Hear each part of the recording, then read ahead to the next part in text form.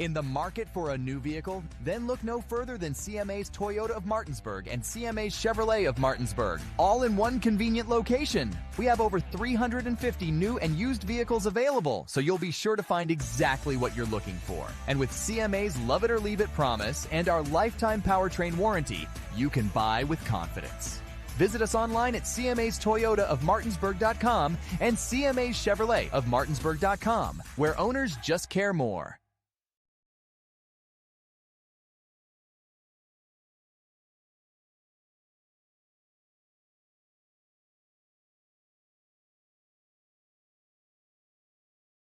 Since opening in 2017, we have been the local hangout spot to watch a game and meet up with family and friends. With over 15 TVs, there isn't a bad seat in the house. We have arcade games, including the world's largest Pac-Man, 2 pool tables, and more, serving a full food menu ranging from appetizers to steak dinners, 11 a.m. to 11 p.m., 7 days a week, and later on weekends. Daily drink and food specials, and of course, happy hour from 3 to 6 Monday through Friday. Come on out to Benchwarmer Sports Bar and Grill. Looking to enhance the beauty of your outdoor space? Look no further than RNL Landscapes. We understand that your outdoor space is more than just a yard. It's a place where memories are made with loved ones and where you find peace and tranquility. Our team of professionals will work closely with you to bring your vision to life. From expert design and installation to meticulous maintenance, we are committed to delivering breathtaking results that will make your neighbors green with envy. With our state-of-the-art equipment, we guarantee exceptional craftsmanship that will withstand the test of time. Contact RNL Landscapes today and let us turn your dreams into reality.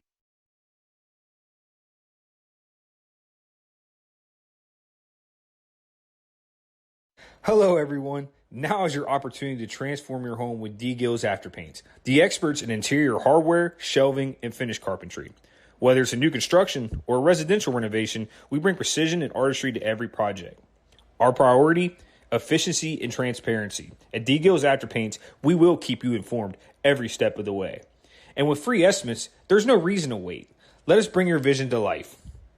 D-Gill's Afterpaints, crafting your dream spaces with care. I understand that each client is unique and has their own real estate needs. Whether you are buying, selling, renting, or a seasoned investor, I got your back. My name is Cheryl Yates, an award-winning realtor with ERA Liberty Realty. I've known Cheryl Yates for over 30 years now, and I've always found her to be the consummate real estate professional.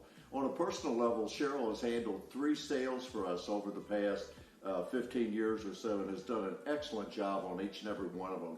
She communicates extremely well, and you never have to worry about where you're at in the sales process. What I like about Cheryl is she's dependable, she's on time, she's flexible, and she works hard to get the job done. We had our sales very quickly through Cheryl Yates. Whatever your real estate needs may be, remember me. I'm the key to buying or selling your home.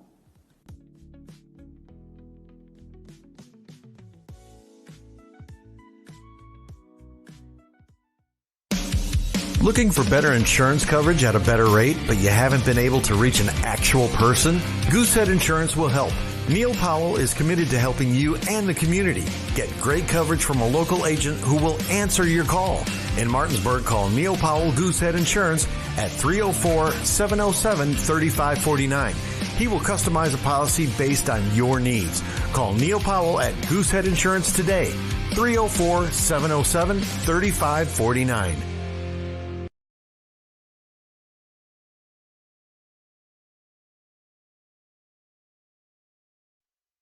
Hi, I'm Jeremy Adkins, Sales and Finance Director at Opequon Motors of Martinsburg. Join myself and Home Team Sports TV as we lead the charge into the 2024-2025 high school football season, presented by the all-new GMC Hummer EV. This vehicle is in demonstration mode, connected by OnStar's high-speed 4G connection. Press the blue OnStar button to learn more. Opequon Motors of Martinsburg, 838 East Moeller Avenue, Martinsburg, West Virginia, 25401, or visit us on the web at www.opequonmotors.com. We are partnering with Home Team Sports to help our area high schools stream their game. And we just ask that you let our home team, myself, Jared Ferguson, the agent, Dylan Brewer, and our office manager, Yatna Almonte, help you and your home team. We have an office manager that is bilingual. También hablamos español. Puedes llamarnos para una cotización gratis. We're also a proud sponsor of Berkeley County Youth Flag Football League. Jared Ferguson State Farm. Protect your life.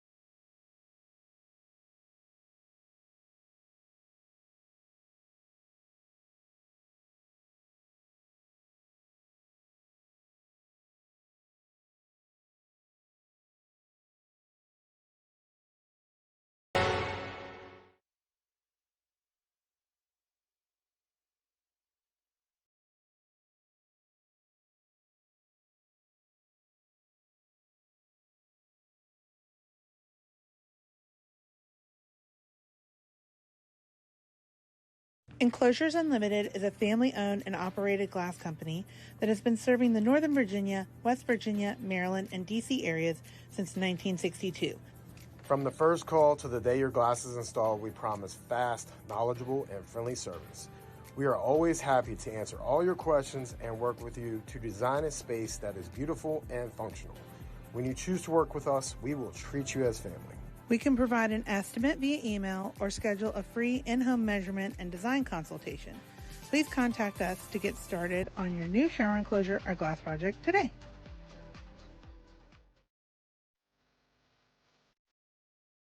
Here at the barn, we have been making dreams come true since 1972, where we help women feel their most beautiful for any occasion, from pageant, homecoming, and prom gowns to walking down the aisle in the perfect wedding gown alongside their bridesmaid and their family.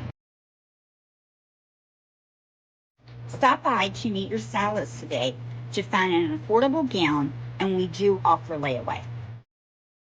Welcome to Cookies and Milk Childcare Center. We have 2 locations conveniently located in Kearneysville and Martinsburg. Our mission is to be the leading provider of higher quality care and education services for children ages 6 months to 12 years of age. We provide the highest quality child care available at an affordable cost. For more information, contact us at 304-901-2961.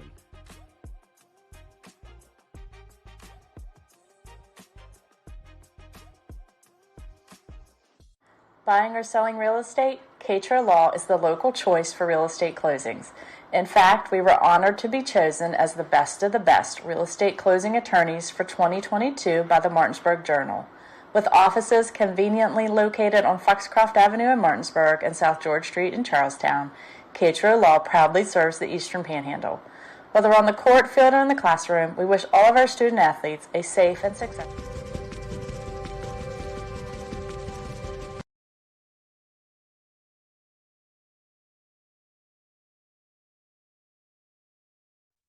This is Jimmy, General Manager at Ameritech Tire and Auto, here to serve you with all your auto repair and service needs.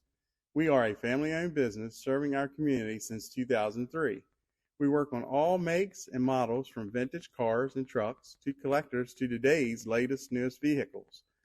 So stop in and see us at one of our 2 locations. See you soon.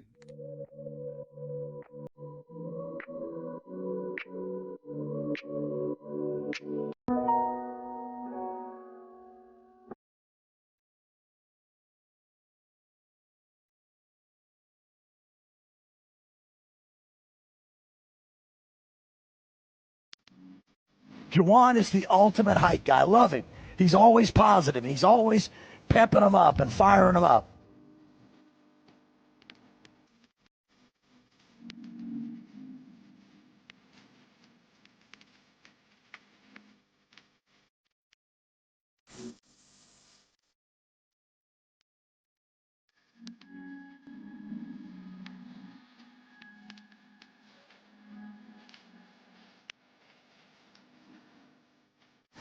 Come on, Parker, work, Parker, work, Parker.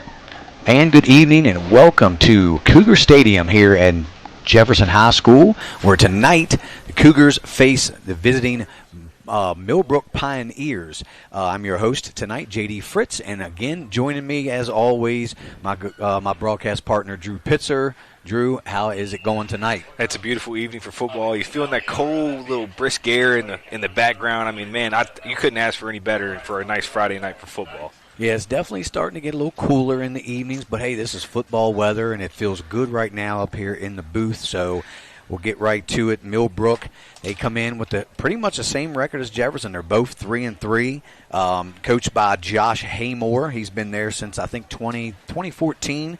The Pioneers coming off a win last week against Liberty, 34-22, after dropping 3 in a row. So, they kind of went on a losing spell there, but back in the win column for the Pioneers last week over Liberty.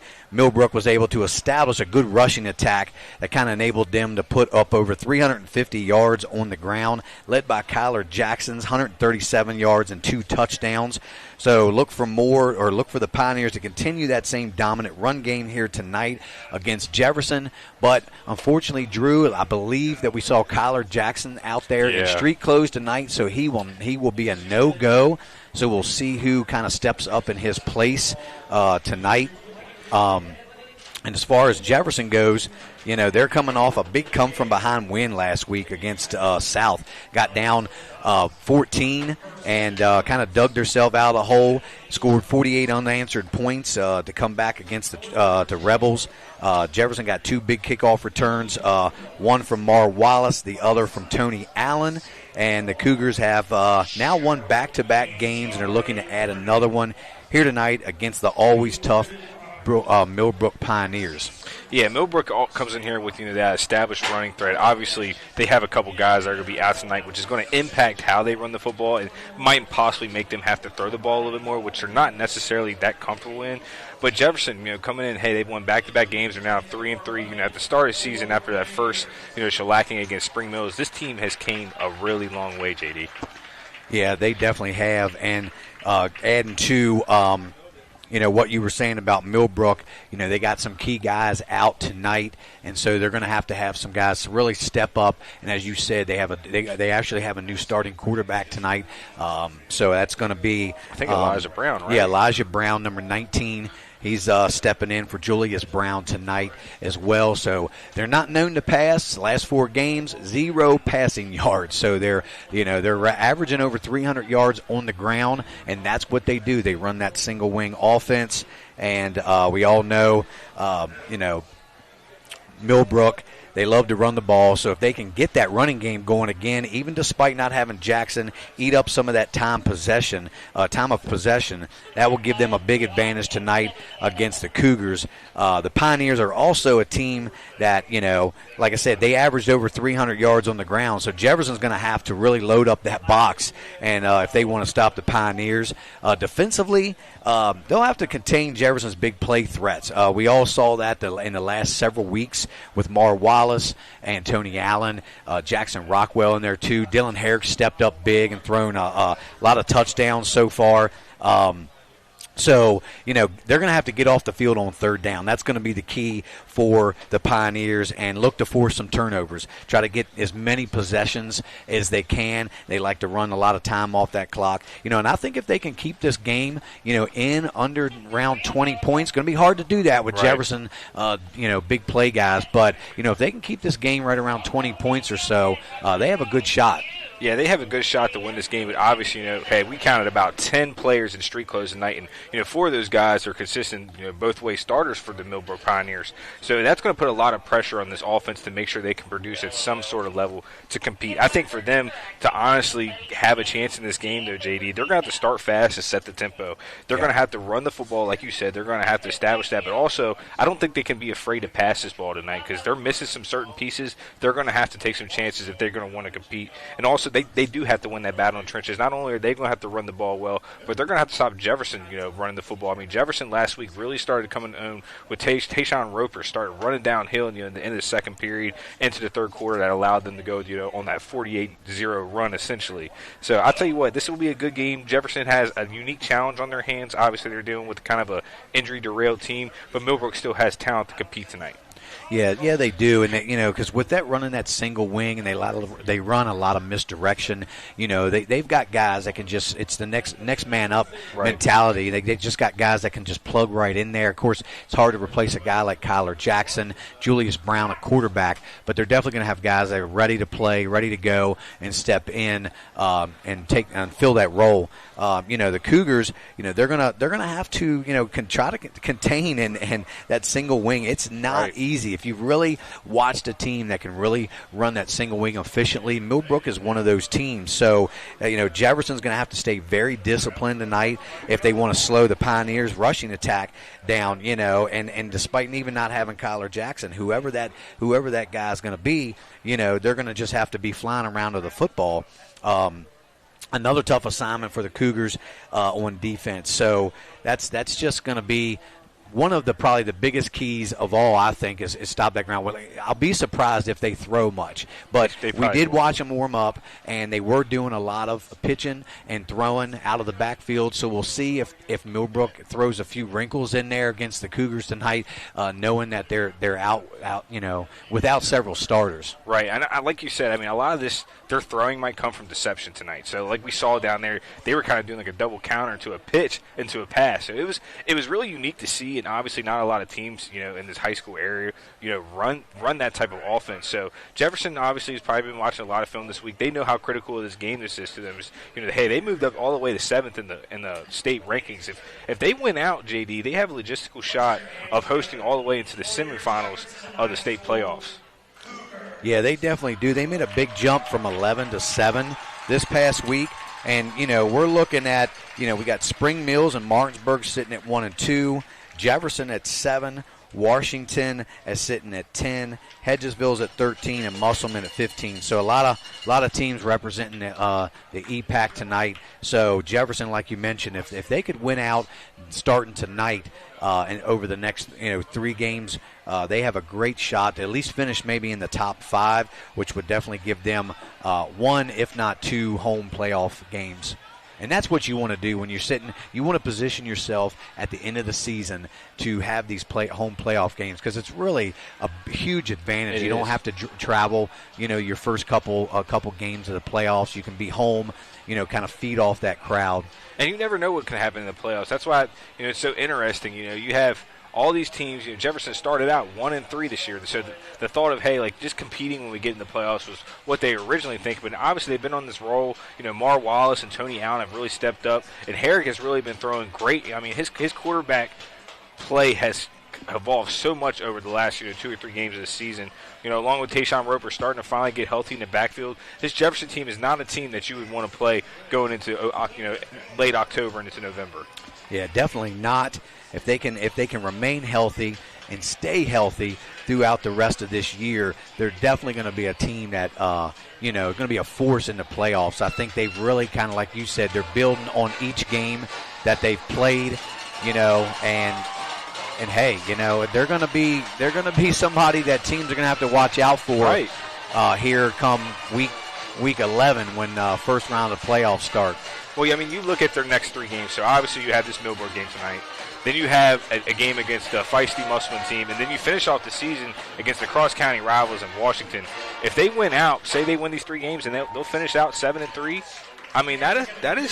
That's got to be at least a 4 or 5 seed, and they have all the makings for that. They control all their destiny, but they have to start by 1 game at a time. Yeah, that 7-3 is going to be very respectable considering they started out 1-3 and pretty much one out, and that's kudos to not only the players but the coaches, keeping keeping their players mentally in the game, because you start off 1-3, it's really easy to check out quick early in the season, but you just got to keep plugging away 1 game at a time and knocking them. Who you play next week, play that game, win, move on to the next one, and continue to build every single week. Yeah, and what I've loved about what Coach Hunter has done this year, it's every single game they have improved. This team they did not start well at all, JD, and to see where they are from that Spring Mills game, and that's what we were talking about before here. We think that this team will compete much better than that Week 1 team, just because now they got that chemistry together. They're able to throw the ball, mix it in a run. Their defense is coming along. I truly believe that this Jefferson team is as dangerous as anybody in the EPAC. And Millbrook Pioneers have won the toss, and you know what? They are going to take the ball. A lot of teams defer to the second half, but they trust their offense, and we're going to see that Cougar defense right away to see how well they can play against that single wing. And we're going to take a quick commercial break right before the kickoff, and we're going to hear a word from our sponsors. You're watching Home Team Sports TV.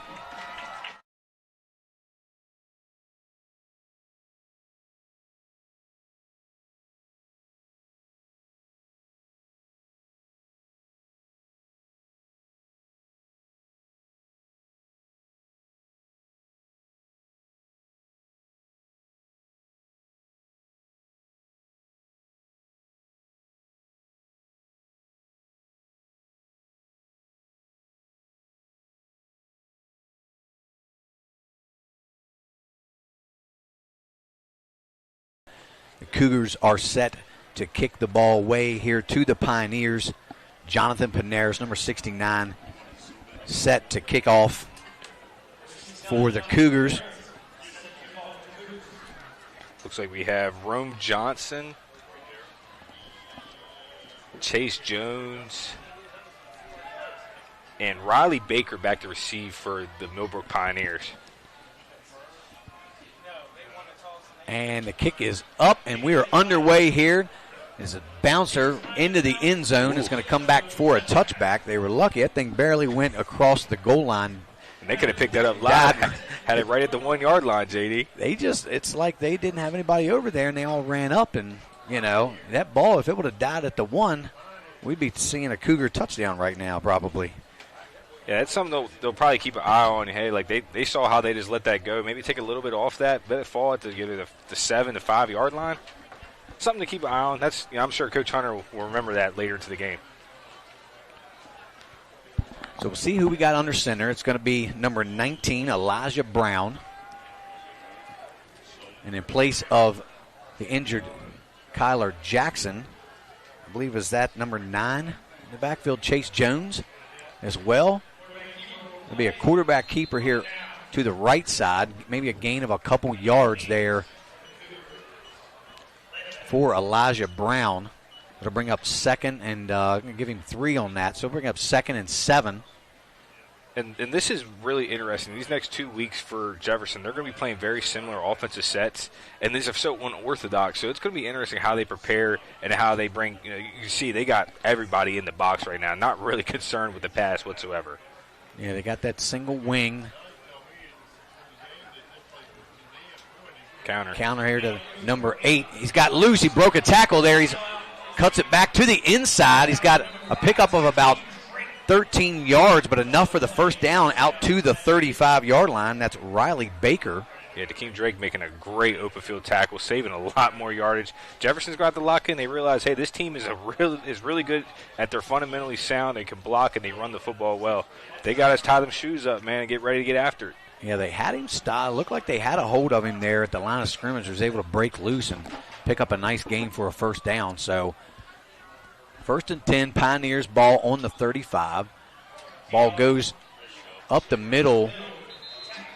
That's Chase Jones, number 9. He picks up maybe 3, close to 4 yards on the play. So with that single wing, there's a lot of deception, a lot of, it's hard to see kind of where the ball is. There's a lot of movement going on in the backfield at the snap. Yeah, I almost thought he pitched the ball right there. You have to really follow the football close. And if you're not careful, especially they're trying to get these defensive ends to bite on something so they have extra space to get out wide and break contain. You see number 20 there, Ronald Cabrera, right there close to the lines, the lead blocker. A little delay handoff there. It's number Chase Jones again on the carry. Picks up another couple yards on the play to bring up 3rd and maybe about 4.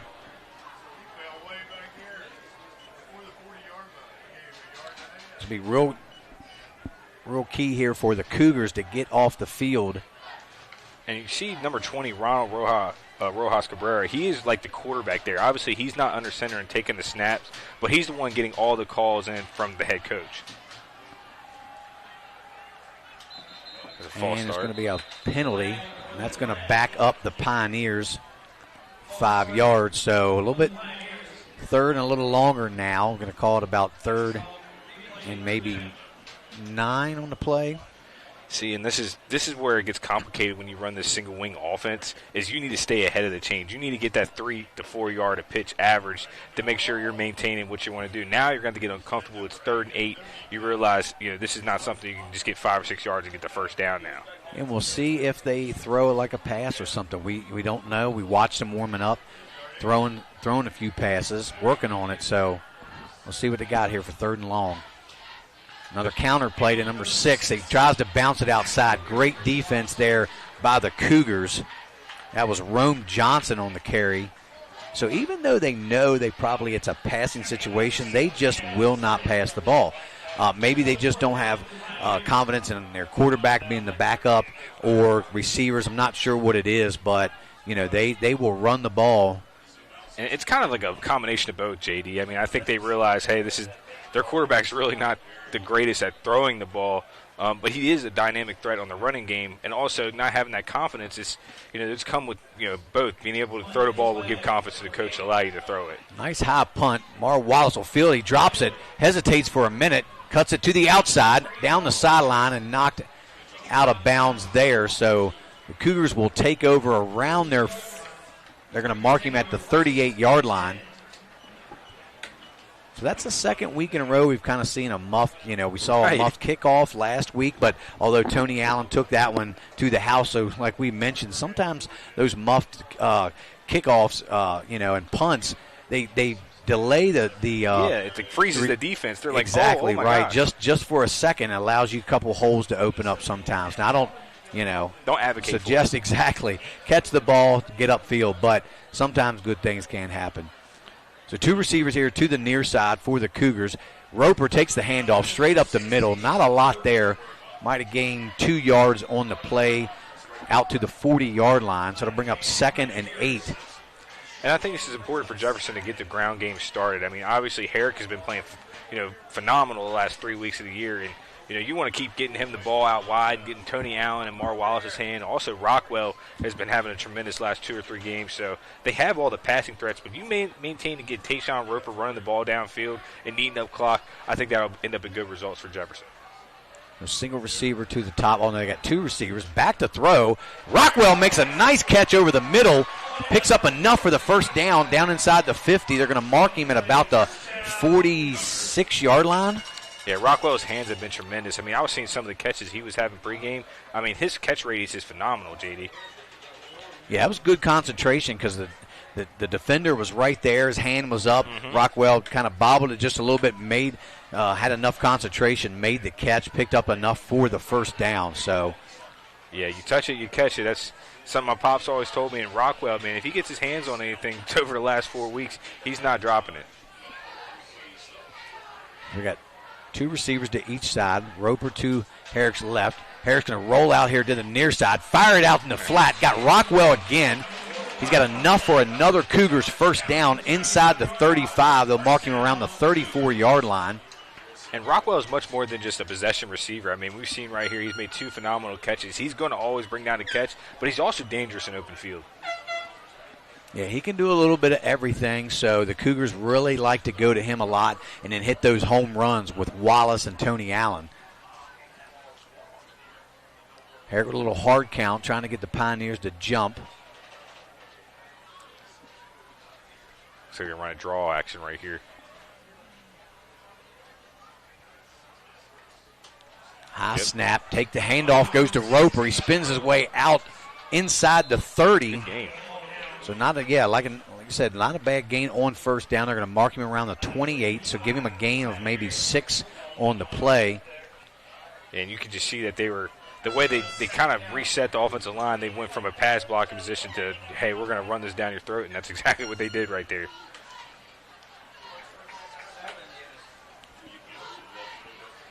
And 2 receivers to each side. Herrick will take the snap, drop back, look to the far side, down the middle. He's got Rockwell wide open, missed him. Had Rockwell by a couple steps. Dillon's pass was just a little out in front of Rockwell, and he couldn't quite get there. And honestly, that's not a bad pass. Like that, he put it only where Rockwell could have went and got it. So it felt harmlessly incomplete, but that was really tough coverage. And the fact that ball was almost there was a great play by the Jefferson offense. Don't be surprised they go back to it. Yeah, I don't mind that play at all. It would have been nice if he resulted in a catch or a touchdown, but they're in a good spot, 3rd and 4 here. So it's going to be 4 down. I'm sure it's 4 down territory for the Cougars. Whole playbook's open right here, JD. Ball on the 28. Hard count again by Herrick. Now they're getting back in that run game. Watch. We'll see if Roper gets a handoff here. We got 3 receivers to the top. Nope. Back to throw. Little pass there in the slot. Enough for a first down from Jackson Rockwell. So, again, just a little pitch and catch. Rockwell just getting enough past the sticks, and it's an easy first down for the Cougars. I mean, we've seen Herrick and Rockwell's chemistry just, evolve over the last couple weeks, and you can tell that he really trusts him. Obviously, he loves Wallace and Allen, but I think if you want, you need 4 yards and it's a 3rd or 4th down, you're going to hit Rockwell.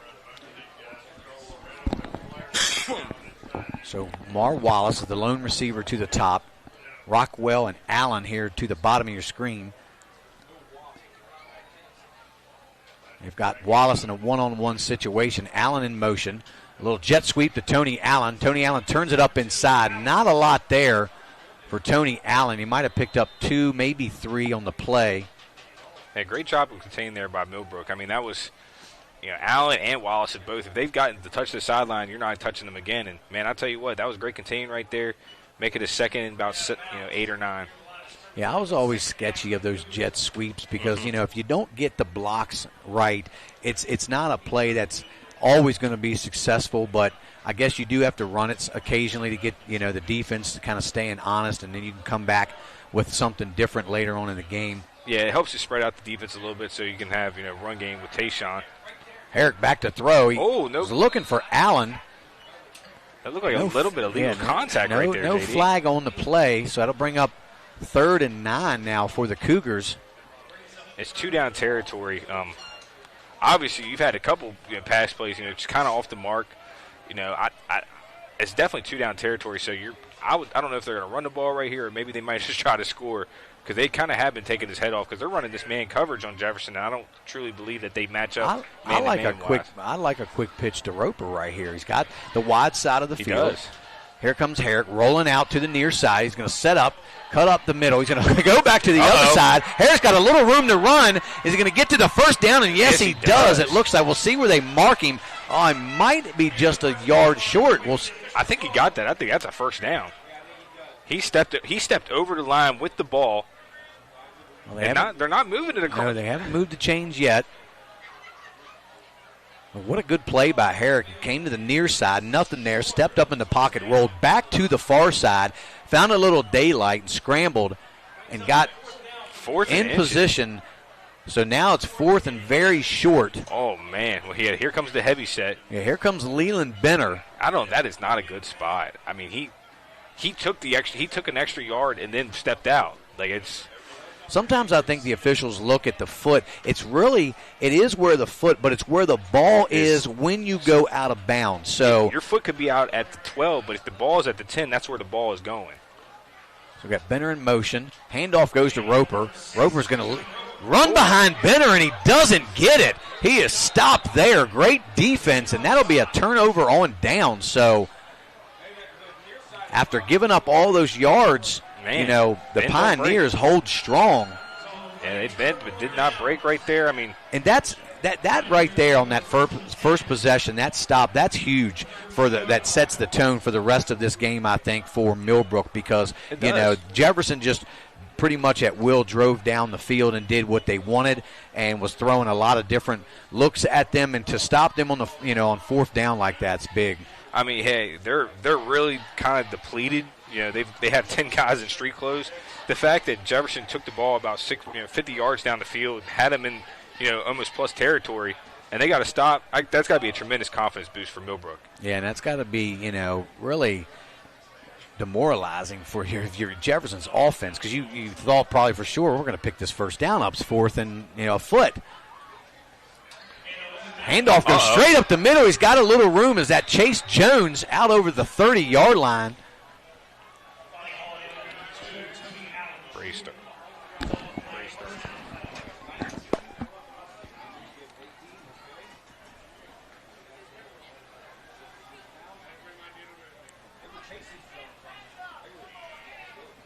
So a big first down. Ball is on the 31-yard line. So tight formation, single wing. Chase Jones with Elijah Brown in the backfield. Motion there. Straight up the middle goes Jones again. He's got another close to a first down. We'll give him a carry of 9 yards. Well, that's incredible. Hey, back-to-back running game. Now they took the ball already past the 40-yard line. And that's why when we were talking earlier about Jefferson has to stay disciplined with this single wing, because I tell you get one or two guys out of position and you have huge holes. They've got lead blockers, they've got guys going this way, guys going that way, and if you get yourself just a little bit out of position, the guy's busting up the middle like we just saw the last 2 times. Here goes Elijah Brown, nothing there, hit hard right around the 40. He might have gotten back to the line of scrimmage.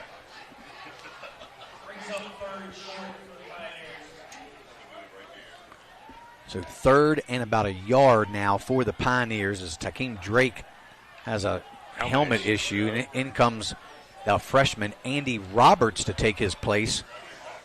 Freshman phenom. He's next. Playing that middle linebacker spot. We'll run right at you. Oh, fumble. Ball is on the ground. It's recovered there by the Pioneers, but not into a loss of about 3 yards. So, man, that's incredible that they even got the ball back right there, because they had 4 Jefferson players swarm around the ball.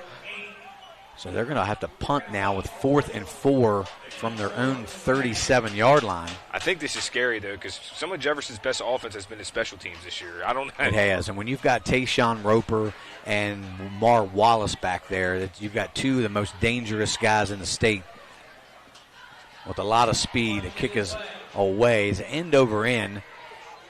Wallace is going to let it bounce, pick it up off the bounce, cut to the near side here. He's going to try to use his speed to get outside. Great special teams tackle there. Yeah, great. That's number 16 there, Mason Turner. Not letting Wallace loose at all.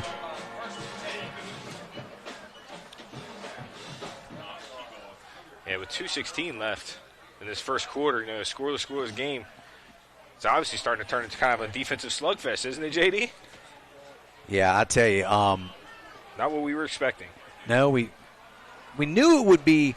Originally, we thought it would be a really good competitive game with the normal starters from Millbrook. Right. But with guys coming in, having to step up and fill in for those guys, you can never replace the guys that start, obviously. But they are doing a very good job as Herrick takes one up the middle himself, breaks a tackle, still on his feet, out close to the 35-yard line. So a good gain there on first down by Dylan Herrick. Yeah, Herrick kind of gets overshadowed by Coy Fagan and Max Anderson, some other really good Eastern EPAC players. But I tell you what, his ability to be mobile and he can run with the football, I think that he on any given Friday is just as good as Coy Fagan and Max Anderson. There are 2 receivers to each side, 2nd and 2. Herrick back to throw. He's looking for a man over the middle. He's got Rockwell just a little too far. I'd like to have seen Rockwell maybe leave his feet and dive out for that one, but just can't quite connect on the throw between Herrick and Rockwell. So a couple short passes here early on, but those deeper routes look like maybe a post route or something. They couldn't quite connect on the second time. Yeah, that was definitely a deep post route there, and you can see that it's just a step slow, just a step behind, and they're going to adjust, they're going to fix that. I mean, these guys have a really good connection. I'm sure they'll figure it out going, as this game continues to move forward. So 3rd and 2. Harris going to take it himself, cuts up the middle. He's got enough for the first down to move the chains out to about the 38-yard line. So far, a pretty quick first quarter here.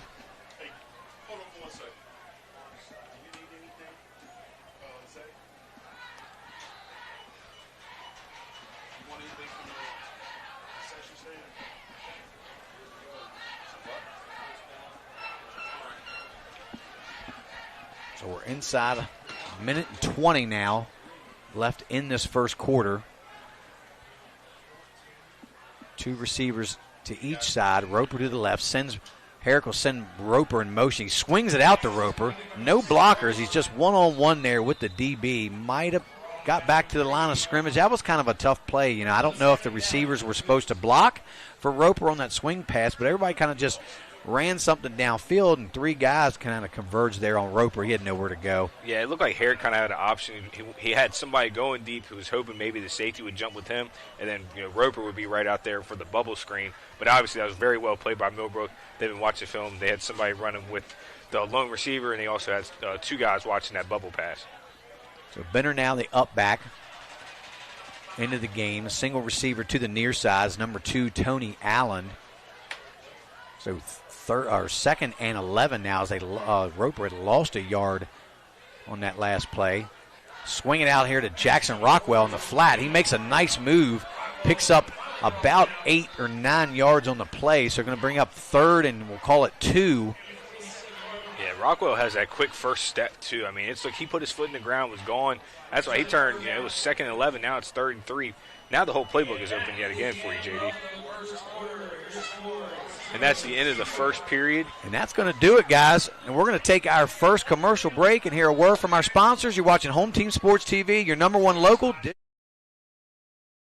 Than CMA's Toyota of Martinsburg and CMA's Chevrolet of Martinsburg, all in one convenient location. We have over 350 new and used vehicles available, so you'll be sure to find exactly what you're looking for. And with CMA's Love It or Leave It promise and our lifetime powertrain warranty, you can buy with confidence.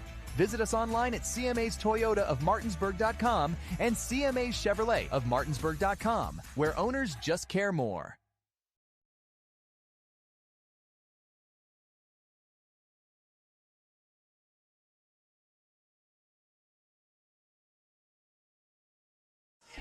And welcome back to Cougar Stadium here out of the timeout as the second quarter is about to start. Cougars have the ball for, again, 3rd and 2 from their own about 47-yard line. And while we got a second, Drew, you got some out-of-town scores for us? Yeah, Spring Mills is currently up 7-0 against University. Martinsburg's up 9-0 against Washington in the first quarter. Morgantown and Parkersburg South are tied up 0-0. We're obviously tied up 0-0 here in the second quarter. Musselman and Hedgesville are tied 0-0, and Parkersburg and Cabell Midland. Cabell Midland is up 14-0 against Parkersburg right now. Thank you for that update. Benner goes in motion. Fumble snap by Herrick. He's got to go back and get it. He's going to lose about 4 or 5 yards on the play. Not good. So the Cougars are going to have to punt it.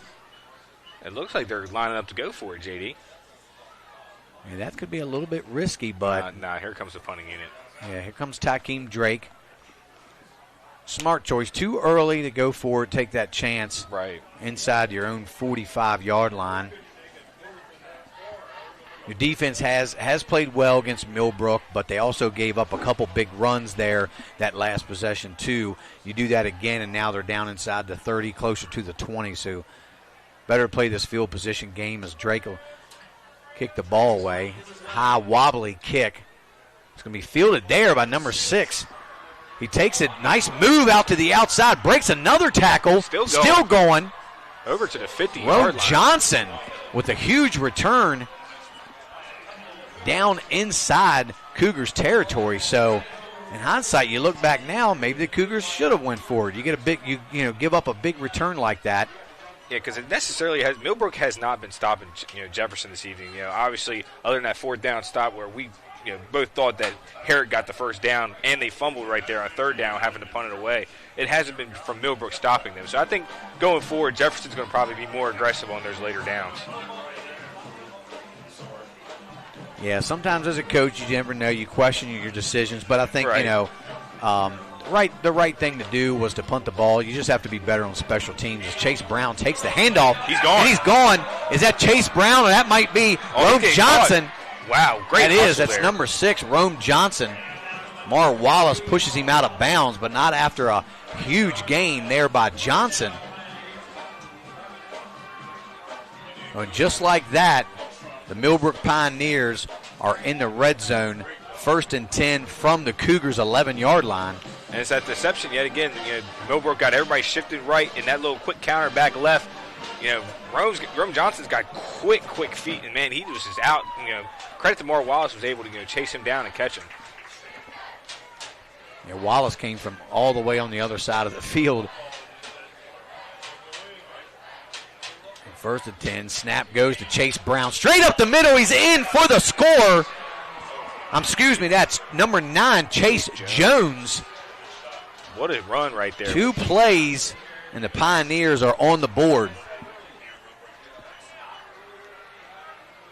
That's why you have to play gap control, stay disciplined, and trust the guy beside you. When you get out of position like that, running that single wing, and they're going to keep on running different things. I mean, I guarantee you, they got more plays in there that they can run out of that offense. There's tons of it. We used to run the single wing with our Razorbacks Youth League team, and it's a good offense to run. A lot of times people think it might be a boring offense, but if you run it correctly, very efficient. As the kick is up and good, and the Pioneers with 10:20 left to go, they are up 7-0 over the Cougars. And we're going to take a quick commercial break, and you'll hear a word from our sponsors. You're watching Home Team Sports TV. We have been the local hangout spot to watch a game and meet up with family and friends. With over 15 TVs, there isn't a bad seat in the house. We have arcade games, including the world's largest Pac-Man, 2 pool tables, and more. Serving a full food menu ranging from appetizers to steak dinners, 11 a.m. to 11 p.m., 7 days a week and later on weekends. Daily drink and food specials, and of course, happy hour from 3 to 6 Monday through Friday. Come on out to Benchwarmer Sports Bar and Grill. Looking to enhance the beauty of your outdoor space. And we are back here as Millbrook takes the early lead over Jefferson 7-0. On a nice little 11-yard scamper there by Chase Jones. Back deep for the Cougars is number 3, Mar Wallace, and number 6, Tayshawn Roper. Short high kick going to be taken here by Jackson Rockwell. Rockwell just straight up the field, close to the 40. Probably mark him around the maybe 38-yard line. But Jefferson, they were only a couple missed opportunities. They almost scored on their first possession. Correct. A pass play across the middle to Jackson. And again, they had another one here across the middle the last possession. And they just, Herrick and Rockwell just couldn't quite connect. Could have gone for a touchdown on the first and a big play on the second. So, yeah, I think Jefferson's fine. They realize, hey, you're down 7-0. Last week you were down 14-0. Against South Hagerstown, get comfortable, feel out the game, but they need to get, they need to get out of the habit of starting slow, because against the good teams, you're not going to be able to dig yourself out that hole. Herrick will take the direct snap straight up the middle, kind of spins his way close to the 45, so he gained about 6 yards on the play. But you're right, Drew. As this season continues, and we are getting into the latter part of the season, you can't keep coming off to a slow start, because once these playoffs, get going, you've got to go. You get off to a slow start, and you're not going to be able to recover from that against these better teams in the state. We've yet to see Jefferson put up full 4 quarters of flawless football. Connects with Mar Wallace. And there's that man again, number 3, Mar Wallace, and he always seems to be around the ball making big plays when his team needs it, and that's a first down to the Pioneers' 35-yard line. How special of a player is he? Not only is he probably your best deep threat, but the fact that you can use him as a bailout, somebody that can work with Herrick, like, hey, I'm here underneath a little hot receiver. I mean, hey, that's incredible. He's a very talented player, JD. Yeah, he just had a nice little slant catch and made a couple moves and got down now in good field position for the Cougars. So Herrick has had a lot of open receivers. Just got to make some of the connections. Herrick swings it out here to Tony Allen. Tony Allen makes a move, spins his way. He's trying to get down inside the 30, about to the 27-yard line. So he's close to another first down. Going to be about a yard short. Yeah, but this is where Jefferson wants to be. 2nd and 1. Now you have 3 plays. I mean, right here, don't be surprised to see them take a shot to the end zone. They're going to go tempo here. Handoff goes to Roper, straight up the middle. Roper spins out of it, got enough for the first down. They're going to mark him down at about the 22-yard line. So I do like when the Cougars start going a little tempo. I mean, they don't huddle anyway, but you can see they're hurrying now. They want to catch Millbrook's defense off guard a little bit. Yeah, when they play with urgency, they snap the ball within 10 to 15 seconds still left on the clock. When they let the clock eat, it allows Millbrook to get set up. I think that's not when they're at their best. Well, Herrick sends Roper in motion. False start. Sometimes, you get going with the tempo, and then you slow yourself down, because the coaches are waiting to see what the defense is set up in. They're going to call play based off of that. But sometimes I think that kind of takes you out of your rhythm. They had, Millbrook on the back of their heels a little bit, going a little tempo. I think that seems to work for Jefferson. And then now, you ended up with a false start penalty. Yeah, Jefferson's been their own worst enemy yet again tonight. We were saying that 7 weeks into the season. I mean, like I said, they had that fumble, and then they didn't convert on, 4th down. Hey, they got to be consistent here. So Herrick swings it out here to the flat to Roper. Roper's going to try to get to the edge. He makes a move up the field. He's inside the 10-yard line. He's got enough for the first down. We'll see where they mark him. About the 8-yard line. Yeah, they're going to mark him right around the 8. So good open field running there by Roper. And you saw that little burst as soon as he had that corner up the sideline. He's a big body, too. I mean, the fact that he could tiptoe down the sideline like he did and get an extra about 5 or 6 yards and the first down, incredible play there by Tayshawn Roper. And he definitely looks a little bit healthier this week than he did last week against South.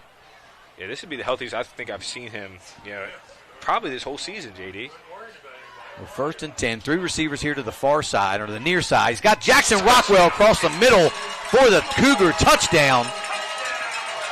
A little 8-yard catch by Rockwell, and that pulls the Cougars within 1, 7-6. So they knew they were going to go back to Rockwell. The short passing game has been working. They pretty much used that to their advantage to kind of pretty much drive down the whole entire field. And what a response there by Jefferson. I mean, obviously, they weren't expecting Millbrook really even to score. Speaking with some of the guys, they wanted to win this game decisively. And going down 7-0 really what woke them up. So Panaris' extra point is up and good. And with 7:20 left to go in the second period, we're all tied up here at 7.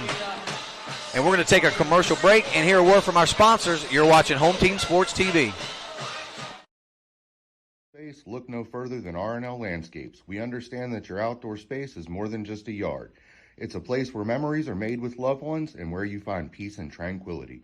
Our team of professionals will work closely with you to bring your vision to life. From expert design and installation to meticulous maintenance, we are committed to delivering breathtaking results that will make your neighbors green with envy. With our state-of-the-art equipment, we guarantee exceptional craftsmanship that will withstand the test of time. Contact RNL Landscapes today and let us. And we are back here as the Cougars put a score on the board to tie this game at 7. We saw Herrick connect with Jackson Rockwell on an 8-yard pass across the middle. So good little drive there for the Cougars. Kind of like you said, Drew, answered that first touchdown by Millbrook, and we'll see how now their defense can hold up, get a little confidence. I think maybe they were a little overconfident early in this game. I think maybe they just weren't expecting their opponent to still be this capable. Rome Johnson on the return up the middle. You see Johnson, he's got a nice little burst there as he gets out past the 35. They're going to mark him at the 36-yard line. So good start there also by the Pioneers. Yeah, and what Jefferson needs to realize now is Chase Jones and Rome Johnson are those two guys right there are the catalyst to the whole Millbrook's offense. They need a key on them. Obviously, you got to watch for deception, the counters, the reverses, the tosses. But make sure you're watching out for those guys because those two are very prolific with the ball in their hands. Yeah, they've definitely filled in really well for Kyler Jackson and also Cameron Clark. Two guys that aren't very easily replaced, but they're doing a really good job tonight stepping in for those guys. Yeah, they are. And, hey, Jefferson's got to realize, hey, you got to get in here and stack the box and really watch the football. You have to see the football here. Elijah Brown take the snap himself, tries to look for something off tackle. He might have picked up 3, but there's a late flag on the play. We'll wait and see what the penalty is going to be. Might be in a way of holding No, we've got a face mask on the Cougars, so that'll tack on another 15 yards, I believe. An automatic first down, too. So a costly penalty.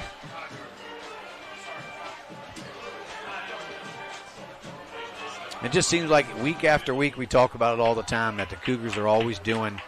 I think that was only of the 5 variety there. So still first down though, but first and 2. And there's a reverse. Brown again. hands it there to, as he got Chase Jones there.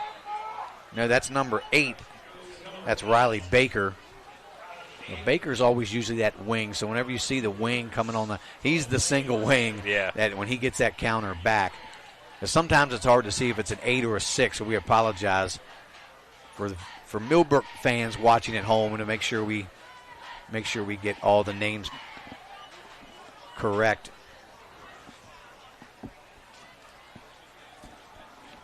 So first down, ball on the 49-yard line of the Cougars.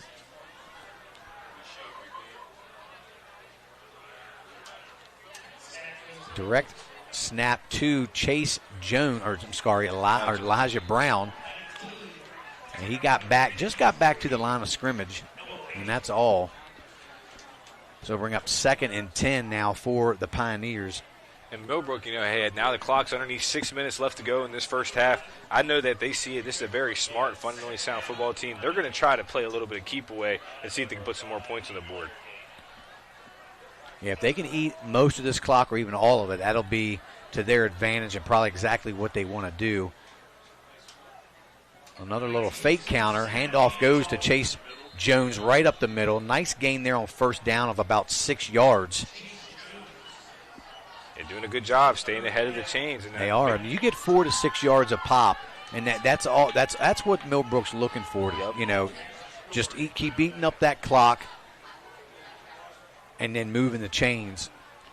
Yeah, being in enemy territory, they're at the 44-yard line. This is obviously two down territory. They're going to try to get another 4 or 5 yards right here, make it like a 4th and 1 or 2, and they're going to feel confident in that every down. So Elijah Brown, Chase Jones, the handoff goes to Jones straight up the middle. He's got enough for the first down inside the 40. They're going to mark him around the 37-yard line. So when you see that guy going backwards, that's where I think the Cougars really start to kind of lose track of where the ball is, because that guy will spin and go back the other way. They fake it to him, and then they give it back to Chase Jones up the middle. Yeah, so, that was a really good setup there, too, because he faked the pitch, and the back in the backfield threw his hands up. That froze Jefferson just for the time that they needed to get that extra 5 or 6 yards for the first down. And we've seen them run that play several times, and each time they've run for a good solid gain, and that time a first down. As Brown will go straight up the middle, another good gain there, down to around the 30, so give them a run of about 7 yards, so they continue to move the ball and move that clock, as now we're down close to 4 minutes here to go in the half. So bring up 2nd and 4. Yeah, if you're a Millbrook fan, this is all you could ask for. I mean, you're really depleted playing against a really talented Jefferson team. I mean, I'm kind of all underneath 4 minutes that Millbrook's really just is content to keep running this ball and getting their 4 to 5 yards to carry. So there goes Elijah Brown once again. He's got enough for the first down about the 25 or 26-yard line, but that's going to be enough to move the chains. So the Cougars just having a really hard time right now stopping that football, stopping that running attack, and that's what we talked about in the pregame. And for the Pioneers, it doesn't matter who's back there running that football. It's the blocking schemes and the misdirection, and like you said, the deceptiveness of the Pioneers that really has the Cougars kind of, wondering where the ball is. I mean, that offensive line, they're winning the battle of the trenches. Look, they're pushing Jefferson 4 or 5 yards off the ball every time. As Jones with another carry straight up the middle. And you're right, you almost can't move until you know where the ball is, because they have so much of that movement and fakes going in the backfield. And the thing is, when you finally do move, the guy's running right past you. Right past you. So you don't even realize it.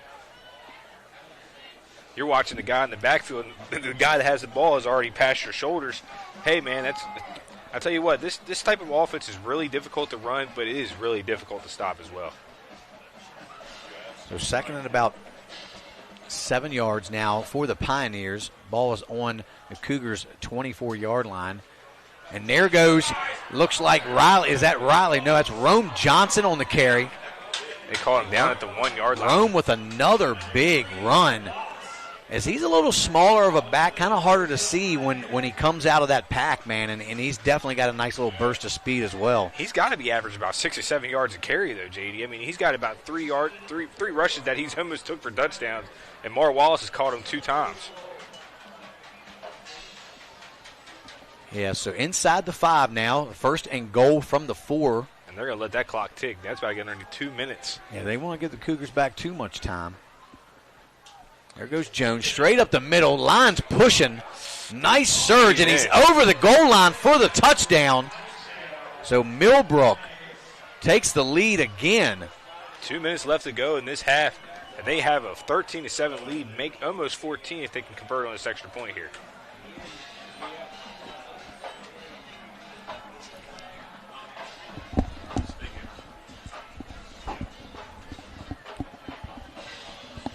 Number 10, Mason Savage, on to kick the extra point for the Pioneers. Snap and the hold. The kick is up, and it is no good. So the score remains 13-7 with 1:59 left to go in the half. And we're going to stay right here, and we're going to thank a couple of our home team sports sponsors while I have a minute. We'd like to thank Catrow Law, Ameritech Tire and Auto, RNL Landscapes, Enclosures Unlimited, Big Mike's Grillin', Opequon Motors, called Jeremy Atkins, State Farm Insurance, called Jerry Ferguson, Rosedale Funeral Home and Cemetery, ERA Liberty Realty, called Cheryl Yates, Benchwarmer Sports Bar and Grill, Cookies and Milk Daycare, and D. Gill's After Paints. We'd also like to thank our JHS Athletic Field Banner sponsors. That's Roberts Realty Group, Parsons Ford, HG Barbecue and Soul Food, Oak Tree Homes, Tara Sanders Lowe with Sampson Properties, Moose Lodge 948 of Charlestown, Ours Lawyers, Lewis CPAs, Harlan J. Shoemaker and Son, Jefferson Security Bank, and AFT of Charlestown. And we'll just do a quick score update for out-of-town scores. Springmills is up 14-3 in the second quarter against University. Martinsburg's up 23-0 in the second quarter against Washington. Musselman and Hedgesville. Musselman is actually up 2-0. And there goes Mar Wallace again. Can he break another one? He's going to try to cut it back, and he's going to be tackled around the 30-yard line. With great patience there. I watched Mar Wallace while you were doing the score updates, and he just hesitated to wait for his blocks to set up. It was beautifully done by Demarius Wallace, and then that burst of speed down the sideline. And, of course, the guy had a good angle, so he wasn't quite able to outrun that angle, but another great kickoff return by Wallace. I think Mar Wallace has something against whenever, we didn't get to see the kickoff that he had last week, and this week we're doing the out-of-town scores, and he's like, you know what, I'm trying to make a score of my own, man. Hey, Mar Wallace, we see you. Great play. So already the Cougars start with great field position with 1:49 left to go. Ball is on the Pioneers' 29-yard line. So with all 3 timeouts, Cougars have plenty of time as Herrick's back to throw. He's looking down the middle. He's got Tony Allen. What a grab! Makes the catch. Oh, my goodness. Tony Allen with a beautiful catch over the defender. So that took all of one play for Dylan Herrick to hit Tony Allen on a 29 touchdown strike. Man, Tony Allen went up and got it. Herrick just said he's down there somewhere, and he went up and made that catch. What a play there. And with 1:43 left to go, they got a chance to take their first lead of the game, JD. So the only problem now is you left Millbrook 1:43 to go. Scored a little too fast. Yeah, a little too fast, but, man, any score is better than none. And that's actually encroachment. Still won't change the decision. I'm sure they're going to keep going. They're going to take an extra yard.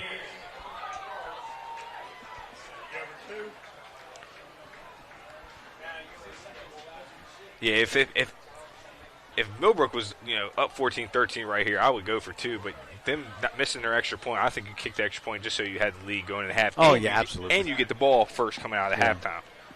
Yeah, definitely kicking the extra point for sure.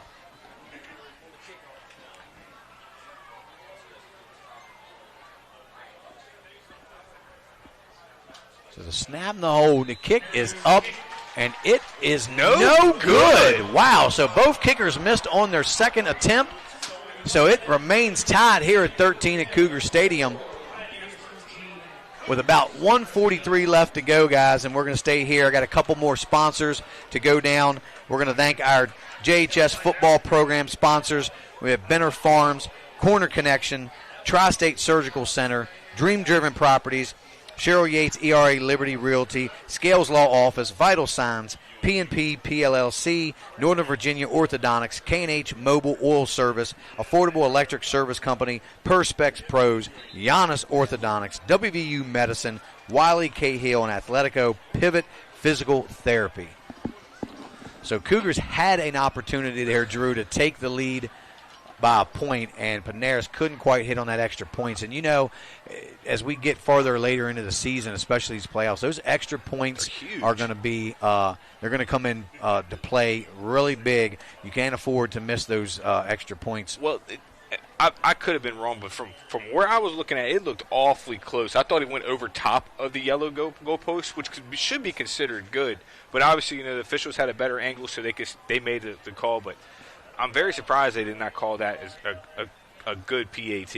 Yeah, we have a little bit different angle. There's a little squib kick there by Paneros down to the 17-yard line, picks it up there. Let's see if that's going to be Jones. It gets pushed back right around the 30-yard line. Yeah, good coverage there by Jefferson.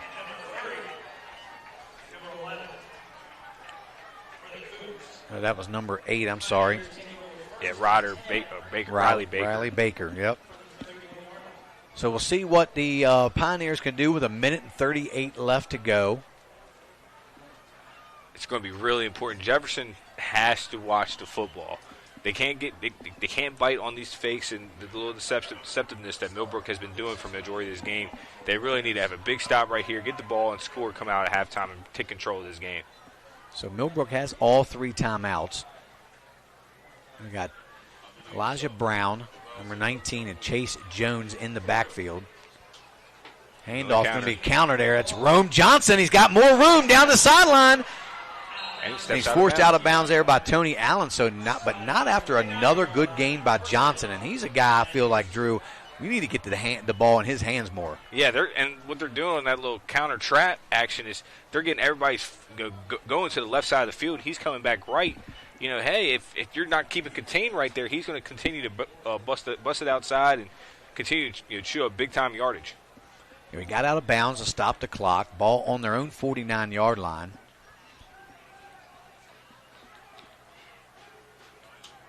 A little counter. Chase Jones straight up the middle. Spins and tackles down inside the 40, about the 39. So that's another first down for the Pioneers. Yeah, the clock stops. Let the ball move. Still 1:26 left. Jefferson has to be really careful right here.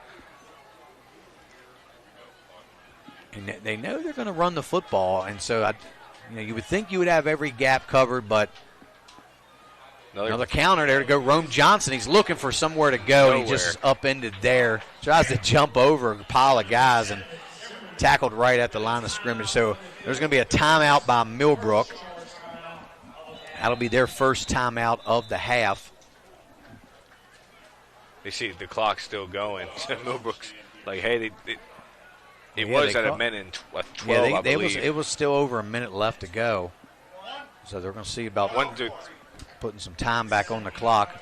See if our clock operator can help us out here.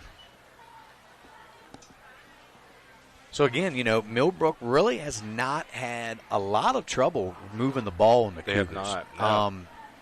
Despite, playing with guys that maybe haven't seen a lot of action yet this year, or maybe they've seen a little bit of action, and now they're kind of forced into that starting role. And we've seen a number of guys get the ball. Elijah Brown's run it from the quarterback position, countered by Riley Baker. Chase Jones has been running effectively up the middle, and then, of course, Rome Johnson on those counters. So, like 4 or 5 guys are running the ball effectively for the Pioneers and just giving the Cougars a lot of trouble right now. Yeah, and that's kudos to Millbrook's program for the stability that they've created. Like, they are plug and fill, and you guys are doing phenomenal right now. Oh, there goes a little pitch back.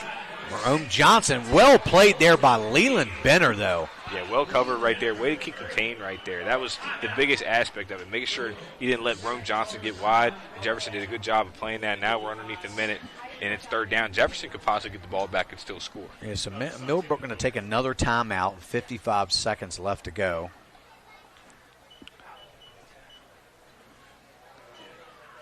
But, yeah, we saw that little pitch play. It was like a little fake. They finally handed the ball to number 20,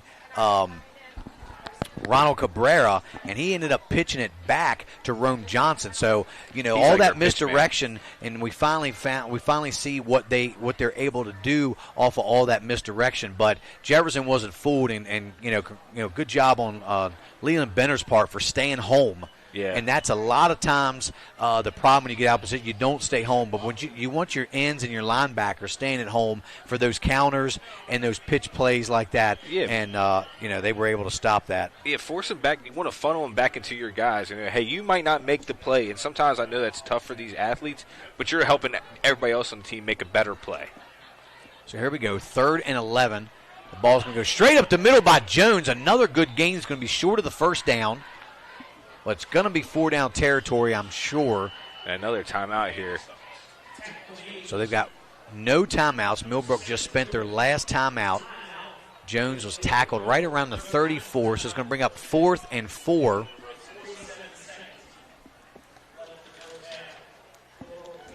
And while I have a minute, I'd also like to thank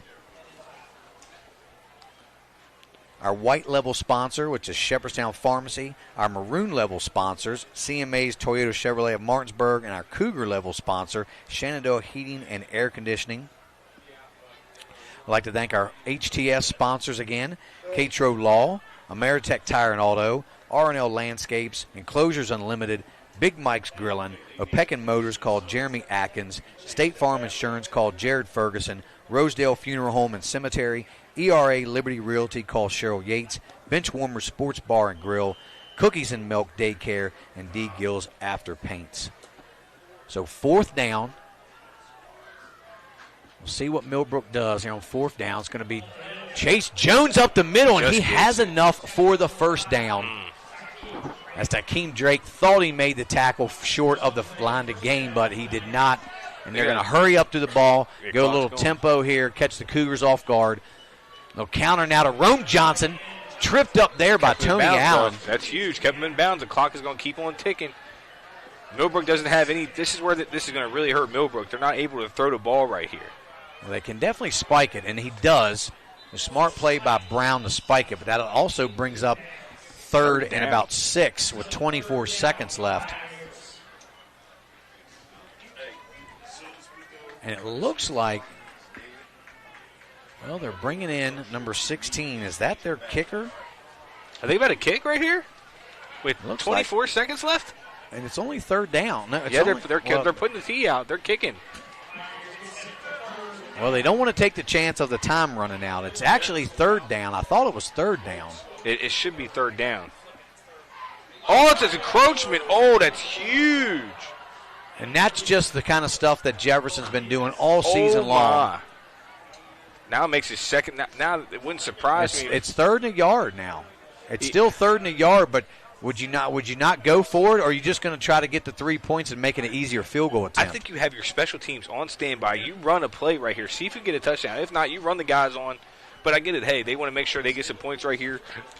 I don't necessarily know if I agree with this decision. So Mason Savage, we saw he's got a good leg. He's on to kick the field goal. It's going to be an attempt of about 38 yards. Its kick is up. It's going to have enough. It is good.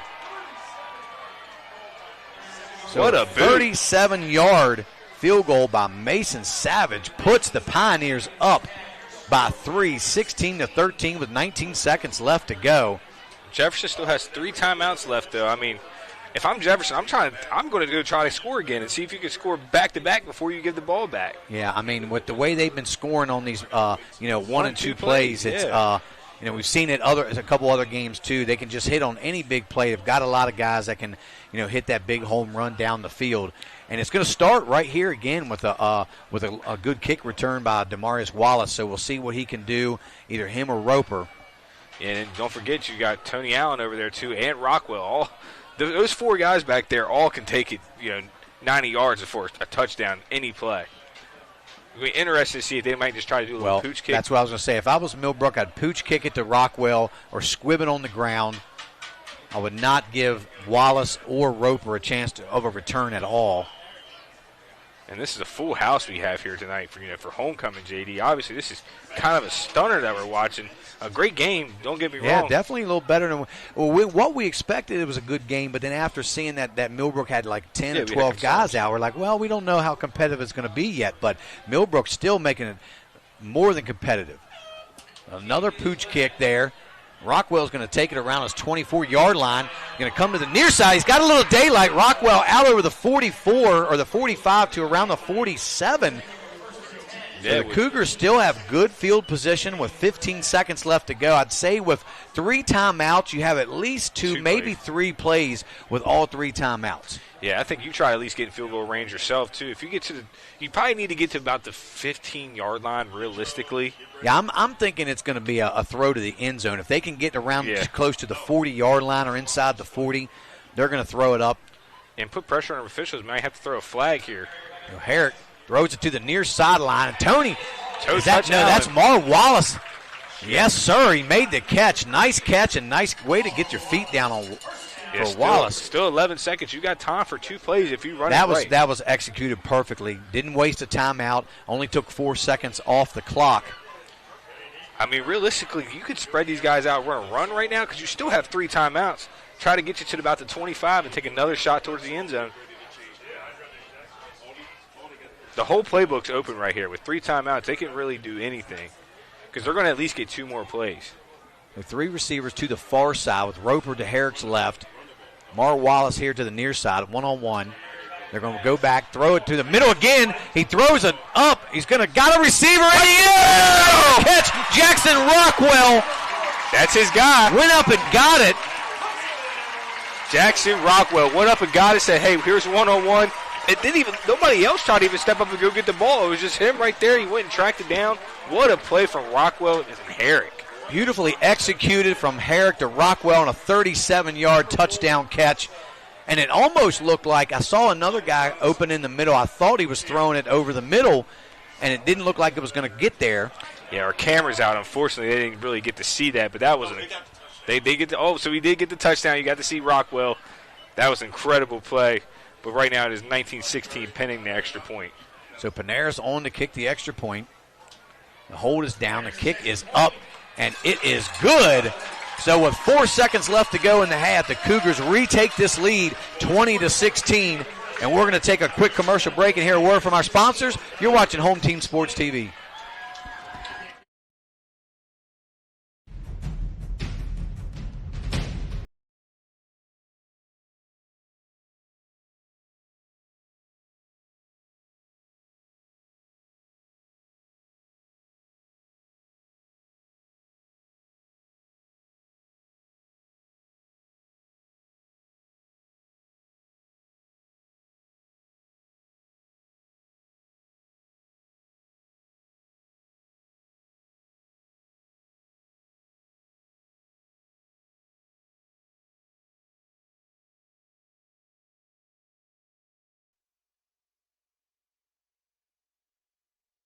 In the market for a new vehicle? Then look no further than CMA's Toyota of Martinsburg and CMA's Chevrolet of Martinsburg, all in one convenient location. We have over 350 new and used vehicles available, so you'll be sure to find exactly what you're looking for. And with CMA's And we were back. Little squib kick there by Paneras, covered up by Millbrook with just under 4 seconds to go.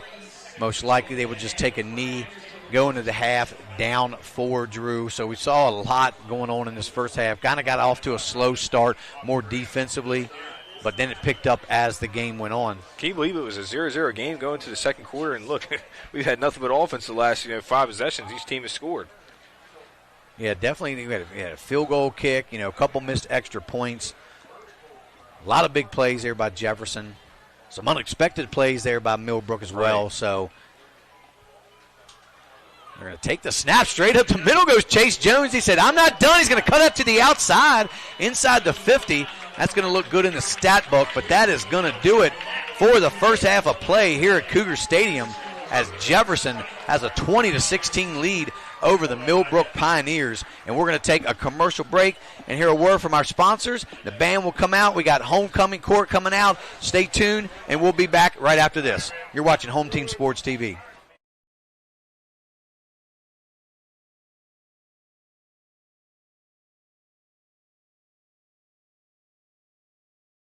Since opening in 2017, we have been the local hangout spot to watch a game and meet up with family and friends. With over 15 TVs, there isn't a bad seat in the house. We have arcade games, including the world's largest Pac-Man, 2 pool tables, and more, serving a full food menu ranging from appetizers to steak dinners, 11 a.m. to 11 p.m., 7 days a week, and later on weekends. Daily drink and food specials, and of course, happy hour from 3 to 6 Monday through Friday. Come on out to Benchwarmer Sports Bar and Grill. Looking to enhance the beauty of your outdoor space? Look no further than RNL Landscapes. We understand that your outdoor space is more than just a yard. It's a place where memories are made with loved ones and where you find peace and tranquility. Our team of professionals will work closely with you to bring your vision to life. From expert design and installation to meticulous maintenance, we are committed to delivering breathtaking results that will make your neighbors green with envy. With our state-of-the-art equipment, we guarantee exceptional craftsmanship that will withstand the test of time. Contact RNL Landscapes today and let us turn your dreams into reality.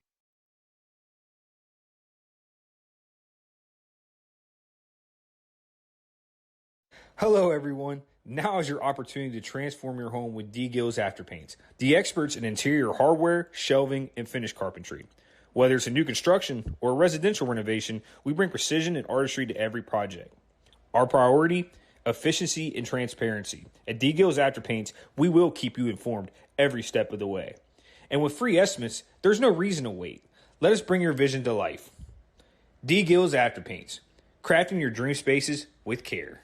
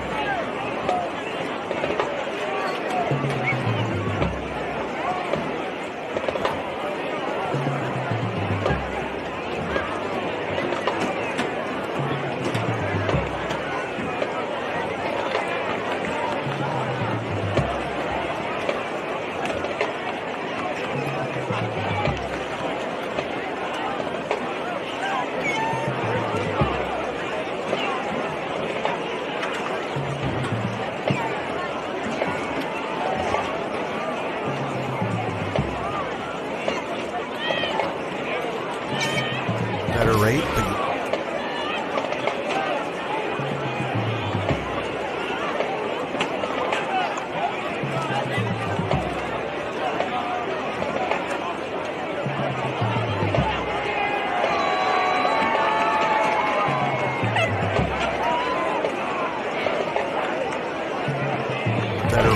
you haven't been able to reach an actual person? Goosehead Insurance will help. Neil Powell is committed to helping you and the community get great coverage from a local agent who will answer your call. In Martinsburg, call Neil Powell Goosehead Insurance at 304-707-3549. He will customize a policy based on your needs. Call Neil Powell at Goosehead Insurance today, 304-707-3549.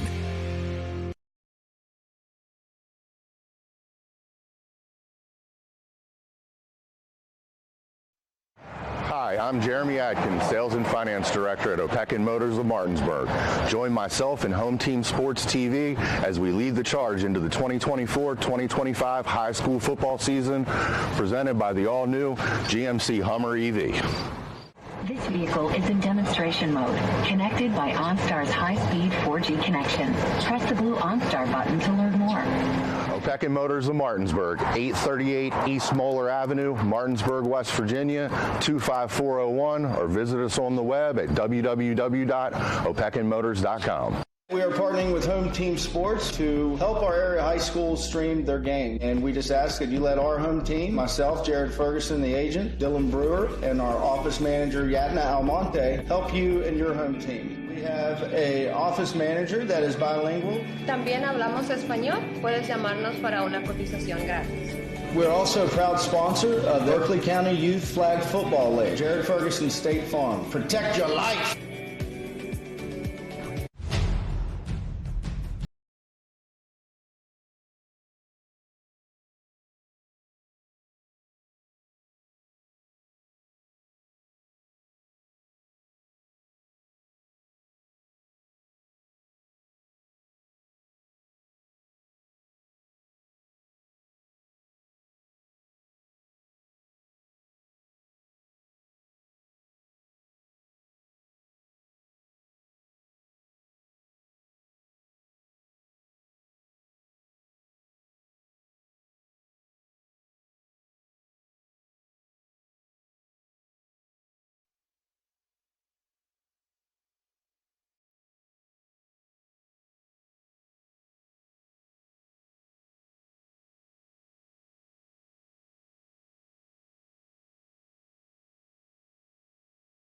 Enclosures Unlimited is a family-owned and operated glass company that has been serving the Northern Virginia, West Virginia, Maryland, and D.C. areas since 1962. From the first call to the day your glass is installed, we promise fast, knowledgeable, and friendly service. We are always happy to answer all your questions and work with you to design a space that is beautiful and functional. When you choose to work with us, we will treat you as family. We can provide an estimate via email or schedule a free in-home measurement and design consultation. Please contact us to get started on your new shower enclosure or glass project today.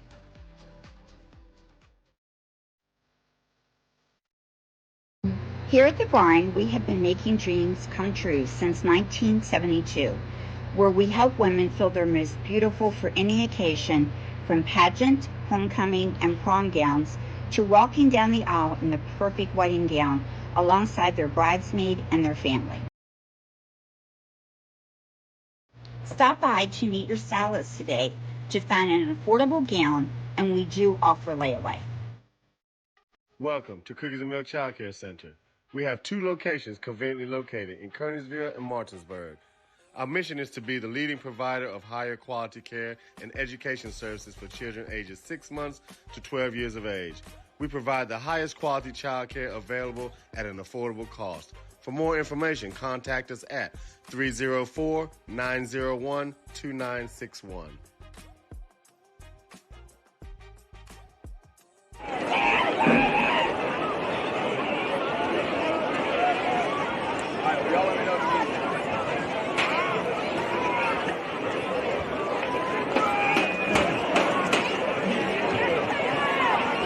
And junior class, Alex Danner and Lily Crabtree.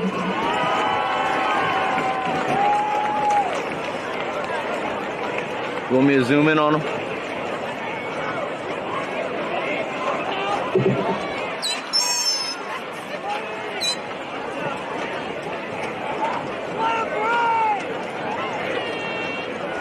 Senior homecoming court, Ronan Bardasevich and Bria Savage.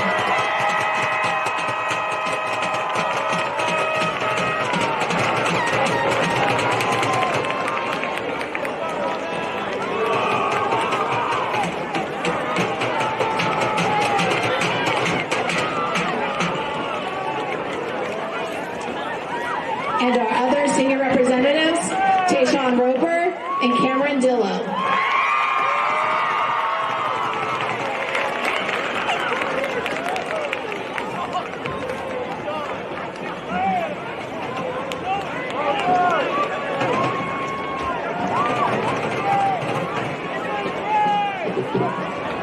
And the moment you've been waiting for, our homecoming king and queen, Ronan Bardasevich and Bria Savage.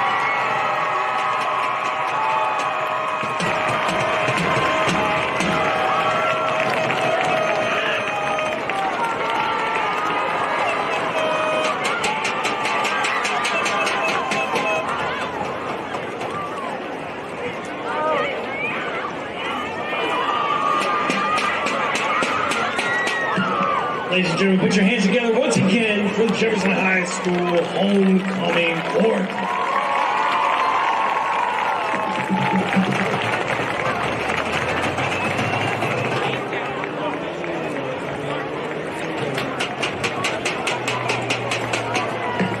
Ladies and gentlemen, get your 50-50 tickets ready. Get your 50-50 tickets ready. Winning number is 9778105. Last four, 8105. You can see Mr. Waldeck down near the goal post, near the scoreboard to collect your winnings. That number again, one last time, 9778105.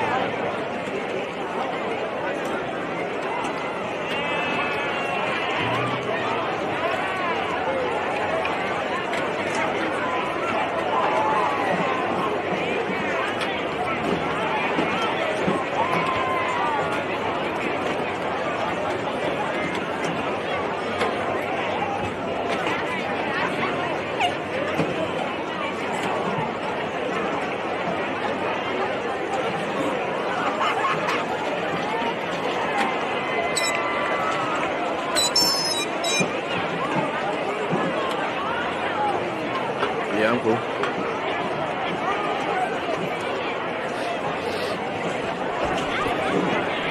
And we were back here at Cougar Stadium where Jefferson has a 20-16 lead over Millbrook at the half. We have a few halftime stats to go over. We'll start first with Jefferson. We got Dylan Herrick. He's the leading rusher with 4 carries, 27 yards. Herrick also, for the Millbrook side, we have Chase Jones has 14 carries, 106 yards, and 2 touchdowns. Rome Johnson, 8 carries, 87 yards. For passing, we've got Herrick has 12 for 15 for 175 yards and 3 TDs. Millbrook has 0 passing yards as of right now. Receiving yards, Jackson Rockwell leads the way for Jefferson with 6 for 85 and 2 touchdowns. And Mar Wallace has 3 catches for 42 yards. Tony Allen, the 1 catch, but a big 29-yard touchdown catch, Drew. Oh, it was a huge play right there. I mean, Jefferson at the end of the half were scoring in bunches. To believe that it was a 0-0 game going to the second quarter and it's the 2016 lead for Jefferson at halftime was crazy. I mean, the last 5 or 6 possessions were all scores. So this anticipates to be a really offensive game going into the third and fourth quarter. Yeah, and with those rushing yards, the total yards is actually in Millbrook's favor. They've got 220 total yards of offense to Jefferson's 201. So despite not passing the ball, but then again, Jefferson really hasn't had a lot of success rushing. Tayshawn Roper only has very minimal rushing yards as Herrick leads the way with 27 yards on the ground. So, 175 yards passing. Is a really good first half with 3 touchdowns for Herrick on 12 for 15 passing. So look for more of that mixture. I'd like to see them maybe get the running game going a little more this second half because get Roper going. You know, they kind of were playing from behind, which tends to kind of force them to pass the ball a little bit. Yeah, and as you say on the counterpart for Millbrook, they've got, 220 yards on 28 attempts on the rushing game. You know, hey, Jefferson's really got to lock in, like I said, stack the box and make sure they bring the pressure and watch. You know, they're gonna be doing a lot of deceptive things. You know, trying to fake the pitch, doing the traps, the counters. You got to make sure you watch the football and really lock in here defensively the second half.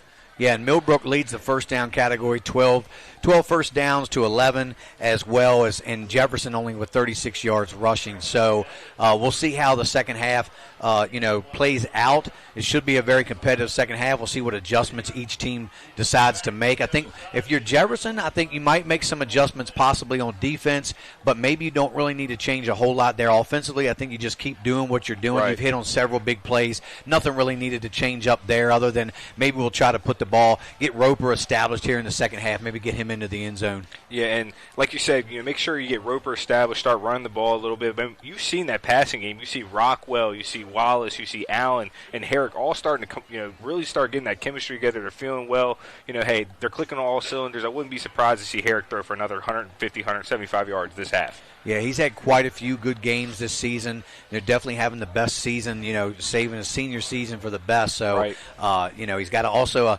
I want to shout out to Dylan. He's got a visit over in Frostburg, I believe, this weekend coming up. So, good for Dylan. Congratulations for Dylan getting some looks from some colleges. That's what the goal is. Put these kids out here. We can get these guys on film. And, it's always nice to cover our local athletes to give them that exposure. Yeah, and Dylan's not only a great quarterback and a great linebacker, but he's a great person. Obviously, speaking with him, in interviews and also speaking with him outside of football, you just realize what a great guy this is, and you can see why this team really plays hard for him. Yeah, he definitely does. He definitely is a really good leader for the Cougars, and the team pretty much rallies around him. I mean, as you see, the guys really step up, and they've made plays. We've seen several plays.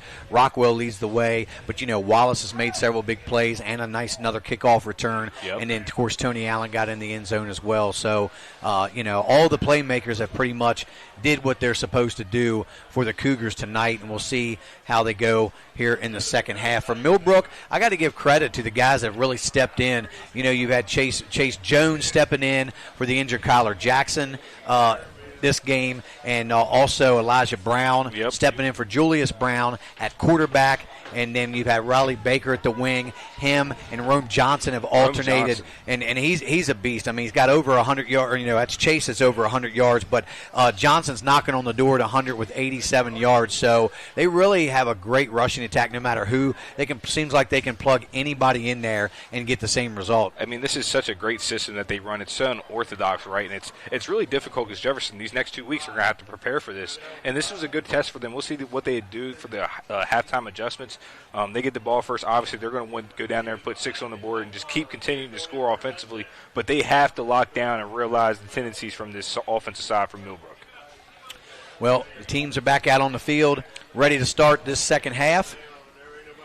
And before kickoff, we'll just do a quick out-of-town score updates. Spring Mills is now up 21-6 against University, giving up their first 6 points of the year. Martinsburg's up 30-0 at halftime against Washington. Jefferson obviously is up 20-16 in this game. Musselman is up 12-6 against Hedgesville at halftime, and Cabell Midland's up against Parkersburg 21-7 at halftime. That is your out-of-town score update. And the kick is up in the air, and it goes to Jackson Rockwell around the 28-yard line. He cuts down to the near side, out over the 45. They're going to mark him at the 47, which is, ironically, I believe exactly where they started that last possession of the first half. Yeah, and you saw how that last drive ended up. I mean, like I said, I would not be surprised to see, Coach Hunter be like, tell, Herrick, hey, air it out, continue to do so. I mean, you're getting real confident, you're trusting your guys, and our guys are going up and making plays. Yeah, I think it's really crucial if the Jeffersons come down to make a statement here, score on this first drive of the second half. We've got 2 receivers to each side, Allen and Wallace here to the near side. Rockwell to the top. The handoff goes to Roper straight up the middle. Nice gain on first down for Roper. He's going to push ahead for close to a first down. We're going to give him maybe 9 yards on the carry. So a little second effort there. Get him an extra yard or two. And that's what you want to do on first down. You want to get 7-8 yards and make it a 2nd and 2. Like you said, the whole playbook's open. They could throw deep right here, or they could keep turning behind Roper. Let him finish off this game. He is the finisher. Same formation. Roper to Herrick's right. Roper's going to take the handoff, bounce it to the outside. He's got enough for the first down. Kind of just goes out of bounds, but not before he picks up a Cougar first down near the 35. I believe they're going to mark him around the 36-yard line. And what that's going to do is going to take Millbrook out of that zone look that they're showing right now. They're going to need to start playing man-to-man on outside in the secondary, and that's where Herrick's going to take the top off and go deep to Wallace, Rockwell, possibly Allen.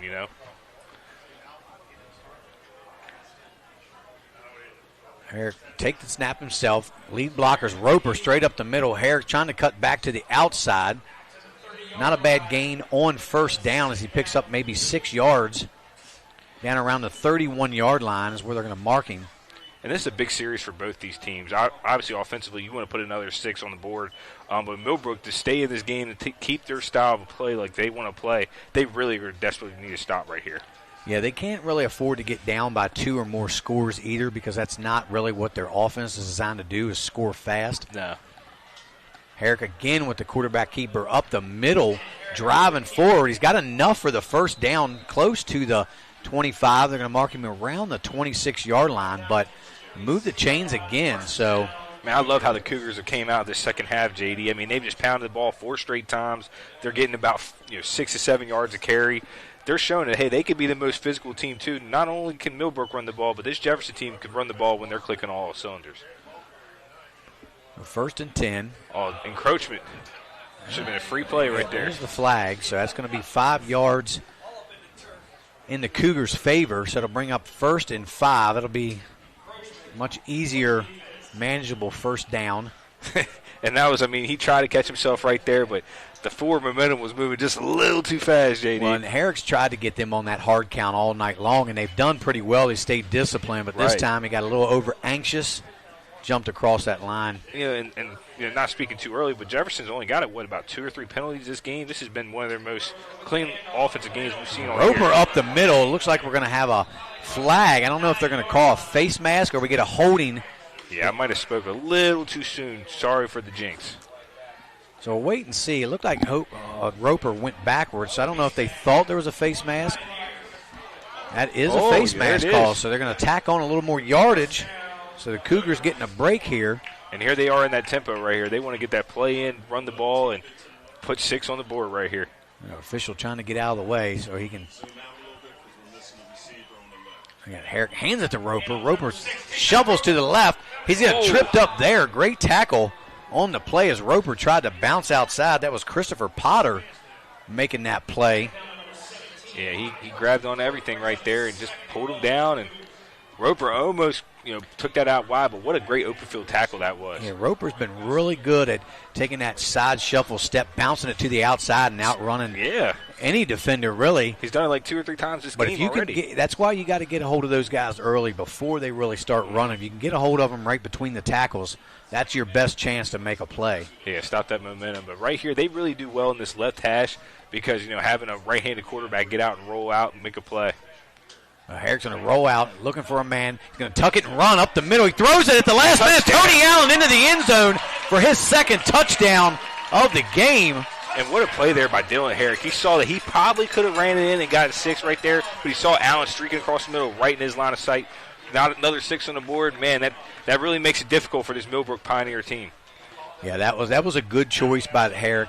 I agree, Drew. He could have taken it off, maybe got into the end zone, you never know, but found Tony Allen wide open there in the back of the end zone for I believe, a 7-yard touchdown catch. Yeah, what a play, what a pass. This Jefferson team, like I said, they're a scary team now getting later here in October.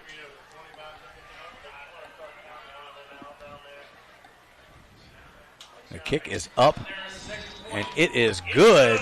So with 8:54 left to go here in this third period, Jefferson increases their lead to 27-16 over the Pioneers. And we're going to take our first commercial break of the second half. Hear a word from our sponsors. You're watching Home Team Sports TV.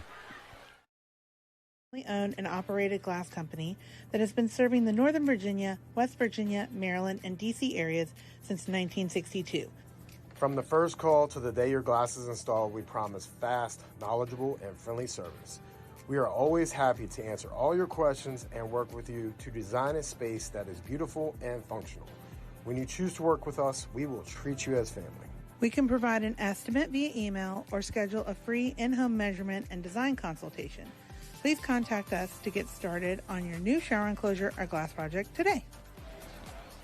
And we are back here as we just saw Jefferson put another touchdown into the end zone as Herrick found Allen across the middle. A little squib kick by Paneris. Falls on it there around the 31-yard line. And that's just a smart play right there. Obviously, Millbrook's been kind of dangerous in the return game, this evening. Kick a little pooch kick. They're at the, the 34-yard line, or is that actually 31-yard line? So we'll see if they just continue to just stay with the same thing they've been doing. I mean, we've pretty much seen a lot of what they run on offense in the first half. Yeah, they showed and it was pretty effective with the amount of rushing yards they've had. I told you they average well over 300 yards, around 350 so yards, and they're on that pace now as they had 220 yards at the half. And doing it with backups is really impressive too. As Chase Jones will keep it up the middle. Another big gain by Jones as he cuts his way inside the 50-yard line. And this rushing attack just picks up right where they left off, JD. I mean, they're just running the ball really effective tonight. So Jones is definitely has the hot hand for the Pioneers. That's a big series for both sides. This Jefferson defense needs to realize, hey, we can stop these guys. But Millbrook, they need to put another score on the board, keep an arm's length of Jefferson. A fake by Jones, and he keeps it.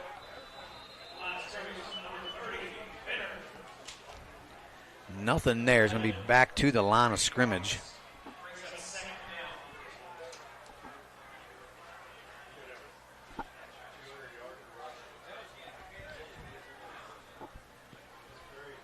Here's 2nd and 10.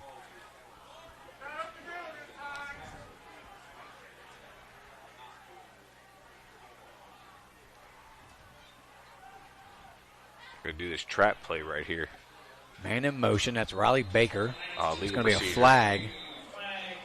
Yeah, the motion, he started moving forward first. Yeah, Elijah Brown thought he was off to the races with a touchdown. We did. He put his hands up like, oh, man, this has been the easiest score all night. So it's going to back the Pioneers up 5. So it'll be 2nd and 15. And this isn't what the Pioneers need, really want to do. We talked about it in the beginning, in the pregame. They needed to stay ahead of the chains and get, off to that fast start and then start running that clock. But as they start falling more and more behind, that clock starts working against them. Yeah, it's no longer their friend right now. They're actually starting to work against this clock a little bit with 7:31 left to go in this third quarter. Baker lines up in a little slot receiver position here. Let's see if they're going to.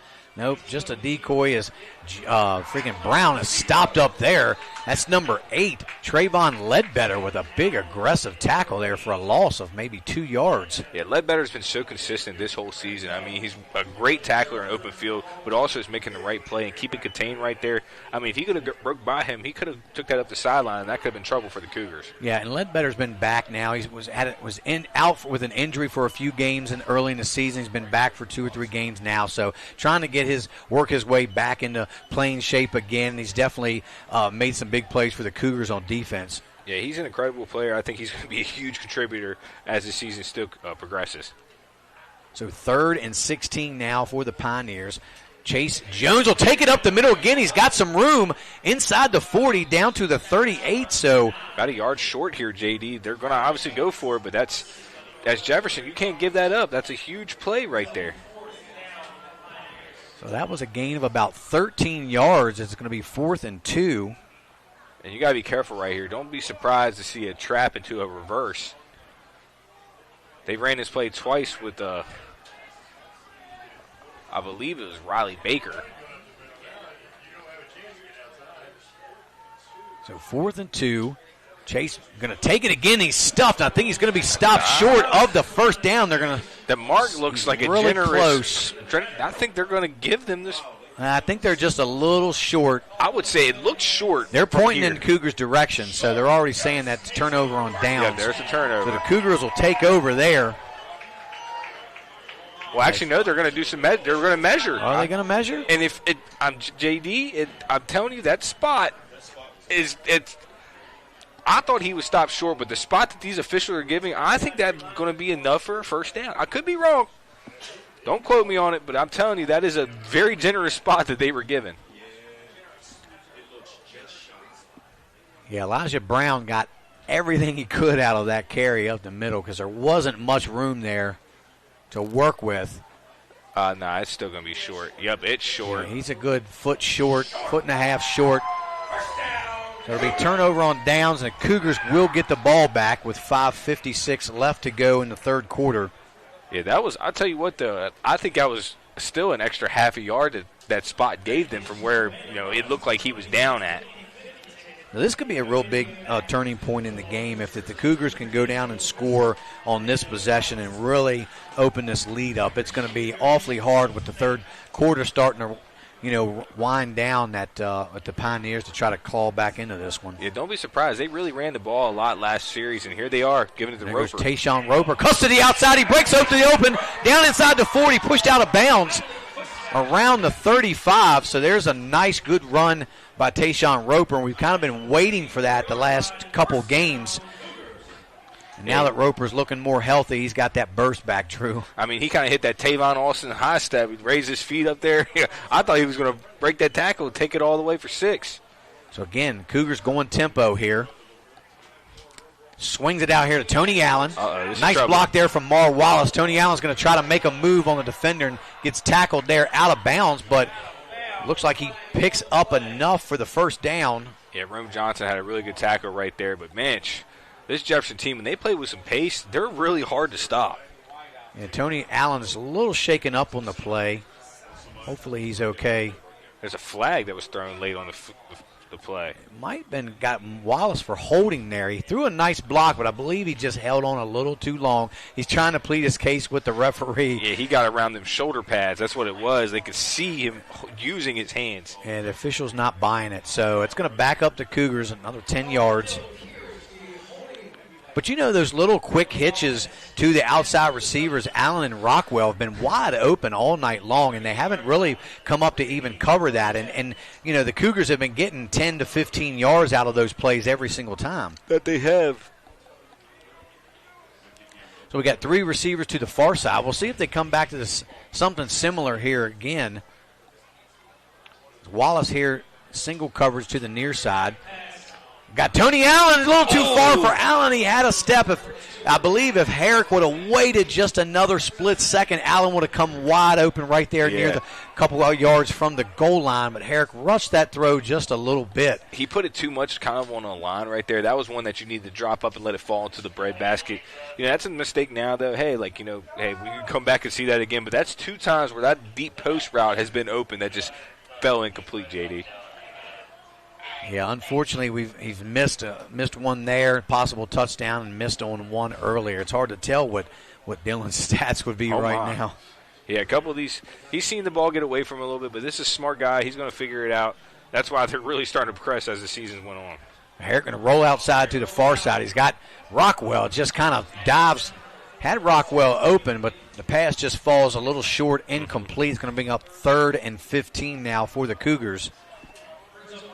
Yeah, it's hard to do with a right-handed thrower. You're rolling to the left. Yeah. You got to turn and square your shoulders to try to make that throw, and not a lot of quarterbacks can do that. And it definitely is a tough throw for a right-handed quarterback to make. Yeah, he wasn't necessarily throwing against his body, but when you're moving to the left and trying to throw in right, all the gravity, and it's just not going to work. It just does not work, man. Unless you're an exceptional, like Baker Mayfield type player, that's a little bit different. He's rolling out again. He's going to set up and throw. He's going to be nearly picked off. That Very dangerous play. Broken up by Braxton Peshkin, the 5'10 junior for the Pioneers. And here comes the punt unit. But, yeah, very dangerous throw there by Herrick. I could see why he wanted to see if he could fit that in there. But there was the defenders right there lurking.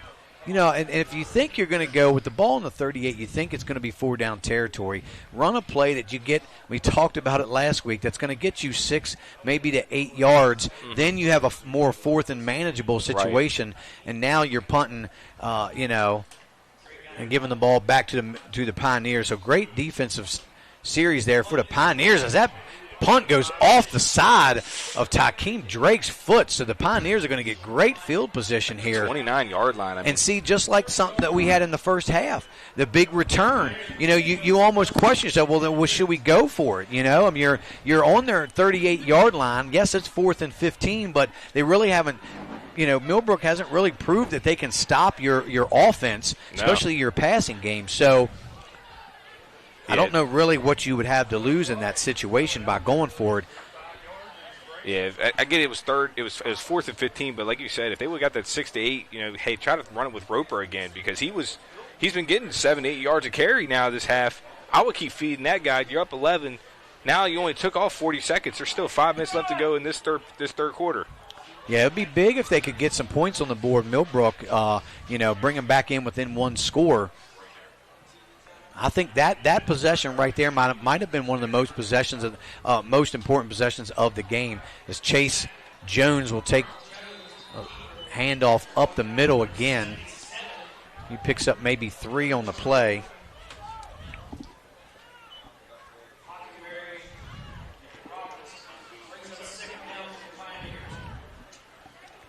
So 2nd and call it about 7. Be a long 7.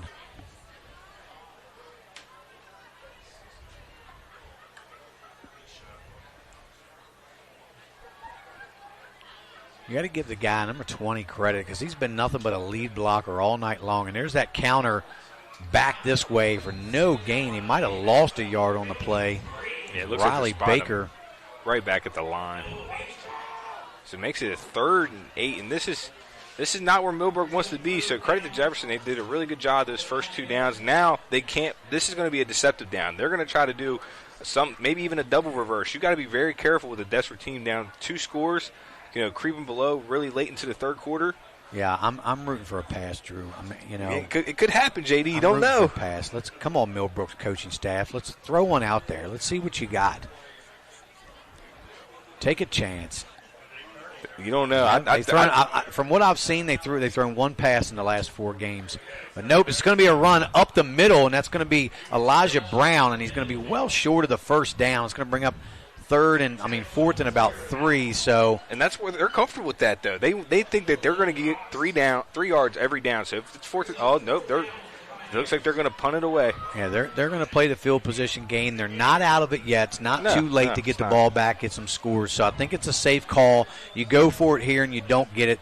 Then look, you're giving the Cougars the ball on your own, 30, 37-yard line. So that's just a little too risky. Yeah, I'm kind of surprised. I mean, you're letting this clock tick, tick, tick, and you got to start thinking possession times and the way Jefferson's been able to score. So Riley Baker on the punt now for the Pioneers. He gets the kickoff. Nice high end-over-end kick. It's going to go to Mar Wallace. Nice angle out of bounds, so no return. It's going to fall out of bounds around the 26, and that's where the Cougars will start. So we're going to take a quick commercial break and hear a word from our sponsors. You're watching Home Team Sports TV.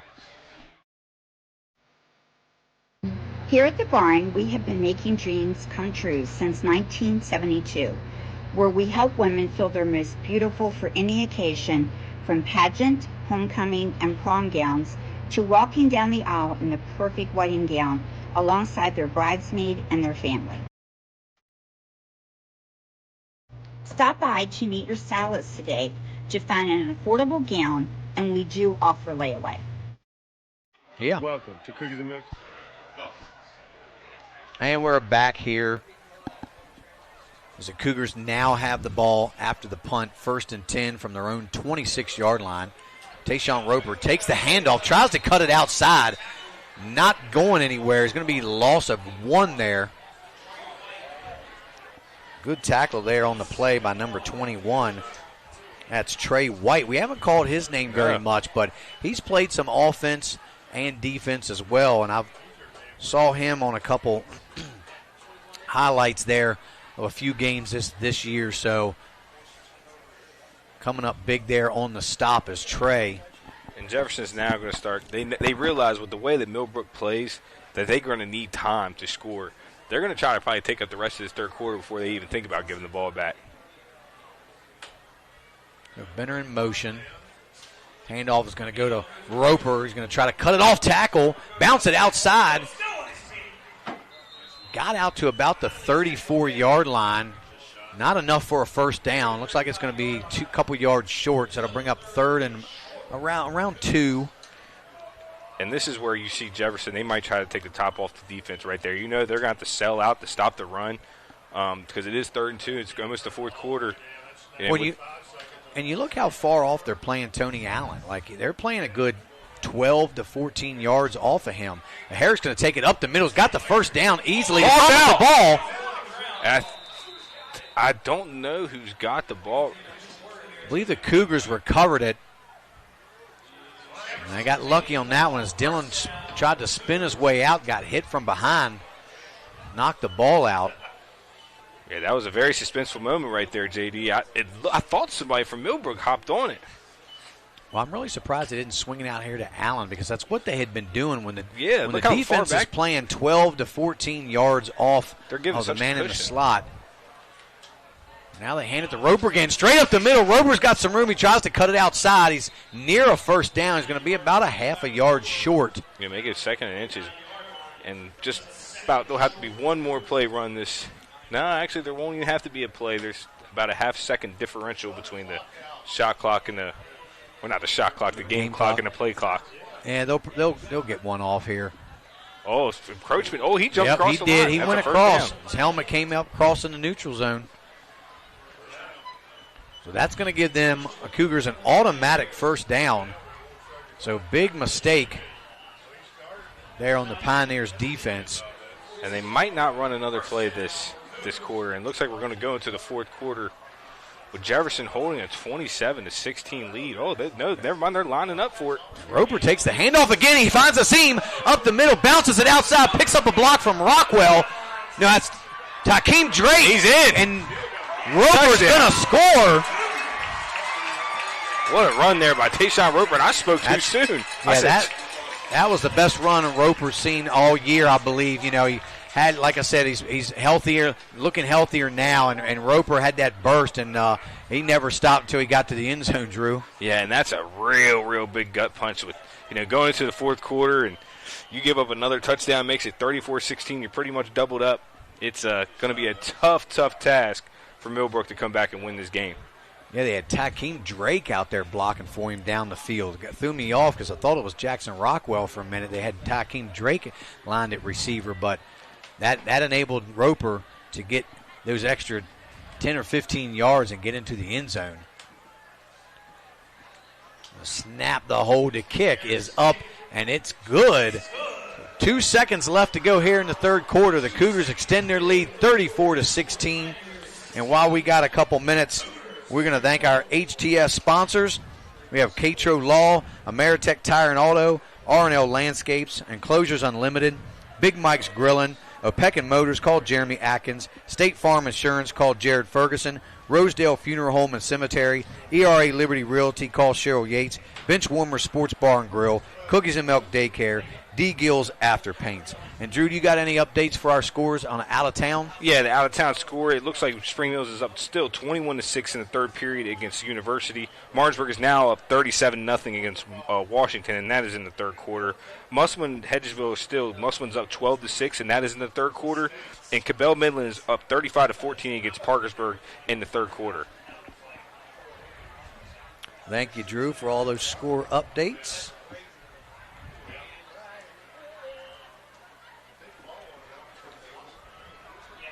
So Jefferson now with a pretty good cushion of a lead, up 3 scores here near the end of the third quarter.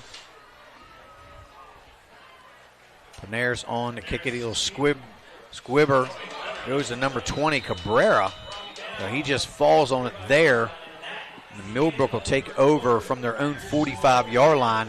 And that's going to do it for the third quarter of play, where the Cougars are up 34-16 over the Pioneers. And we're going to hear a word from our sponsors. You're watching Home Team Sports TV.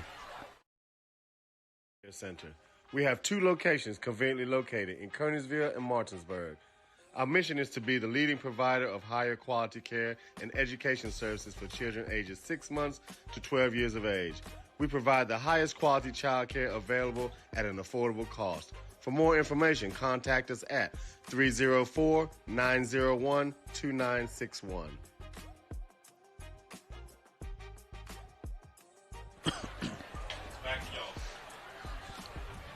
And we're back here at Cougar Stadium to start this fourth quarter. As Millbrook has the ball now, 1st and 10 from their own 45-yard line.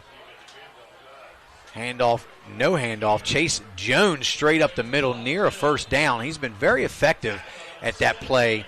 And I tell you, we touched on it earlier. It's number 20, Cabrera. When he spins and throws his hands up like he has the ball and he's pitching it out, and it just freezes the defense just enough, opens up that hole for Jones, and he hits the hole pretty well, picks up a big gain on first down. Yeah, by the time the defense sees that, that's a fake. The guy's already running right past their shoulder, so there's nothing you can do. So it's very deceptive, and it's hard to stop. But Jefferson has just been more potent offensively, and that's why they're in the lead today. So 2nd and 1. Man in motion is Baker. Handoff goes to Jones. Jones is going to be tackled for a loss on the play. Yeah, and it's a shame that the Pioneers don't have a little bit of a passing game, because if they could have mixed a little bit, it doesn't have to be anything crazy like what Jefferson's doing, but if they just had a couple things out of the backfield, something out in the flat, just enough to keep that defense honest, spread them out just a little bit, make it a little bit easier to pick up some of these 3rd and shorts. Yeah, when you have relatively little to no passing game whatsoever, that's why Jefferson has been able to put 10 in the box, not just 8. They're putting everybody in the box and having a single high safety, and that's why they're not able to really get the same success that they had in the first half running the ball. Handoff fake goes to Jones, straight up the middle. Another big gain for Chase Jones inside the 40 to about the 37. It's going to be another 10-yard gain by Jones, as he's up to around 164 yards rushing on 20 carries now. So Jones putting together a really nice game in place of the injured Kyler Jackson. Yeah, I mean, credit to Millbrook's offensively. They do great things. They just don't score fast. And when you're down 18 in the fourth quarter after 3 possessions, it's just you got to think of clock and time. They just don't have it. And that'll be Jones again. Nothing there. They might give him a yard or 2 on the play.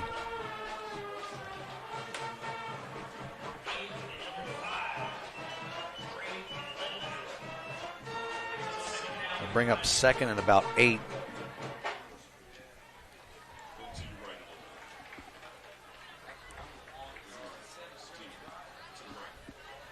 So now time, if they can punch one in, it gets them in, a lot better position. But time's starting to really become a factor now for Millbrook.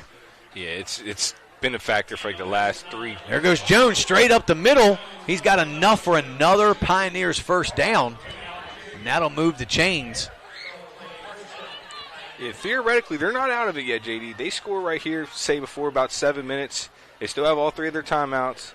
And, they score again and get an onside kick, they still have a chance.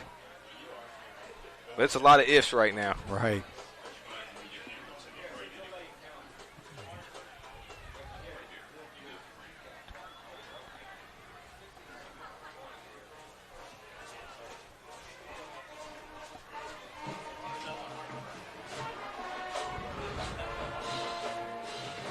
There we go. Elijah Brown takes the handoff himself, cuts it to the outside, forced out of bounds there.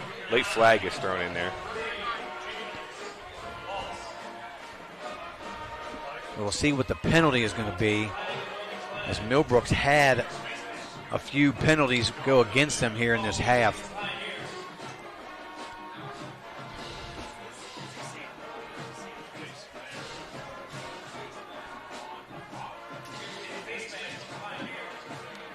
It looks like there's going to be an offensive face mask. Yeah, it looks like he got a grip of his face mask while he was running out of bounds there.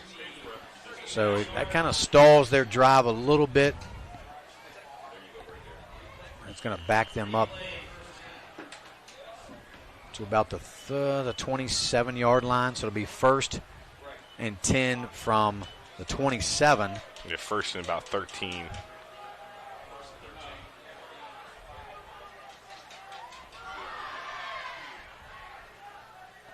Baker in motion. Handoff goes to Jones. He loses it. Has to fall on it. I think Jefferson's got it. We'll wait and see if there's a scramble for the ball.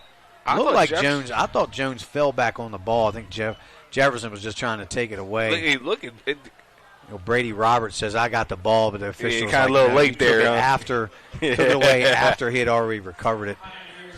Well, either way, they're eating up Clyde. Now it's, hey, you're almost at 750 mark. Lost another yard, so it'll be 2nd and about 14 now. They might have just gotten back to the line of scrimmage.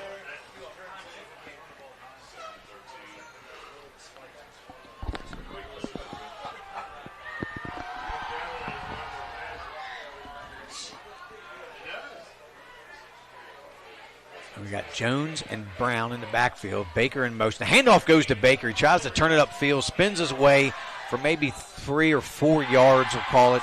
We might give him 5 yards down inside the 30 to about the 28-yard line is Riley Baker. So 3rd and about 8, 3rd and about 9. 7 minutes left to go in the game. Cougars are still up 34-16. And the first charge timeout from Millbrook. And we're going to go to a quick commercial break here and hear a word from our sponsors. You're watching Home Team Sports TV. Catrow Law is the local choice for real estate closings. In fact, we were honored to be chosen as the best of the best real estate closing attorneys for 2022 by the Martinsburg Journal. With offices conveniently located on Foxcroft Avenue in Martinsburg and South George Street in Charlestown, Catrow Law proudly serves the Eastern Panhandle. Whether on the court, field, or in the classroom, we wish all of our student athletes a safe and successful.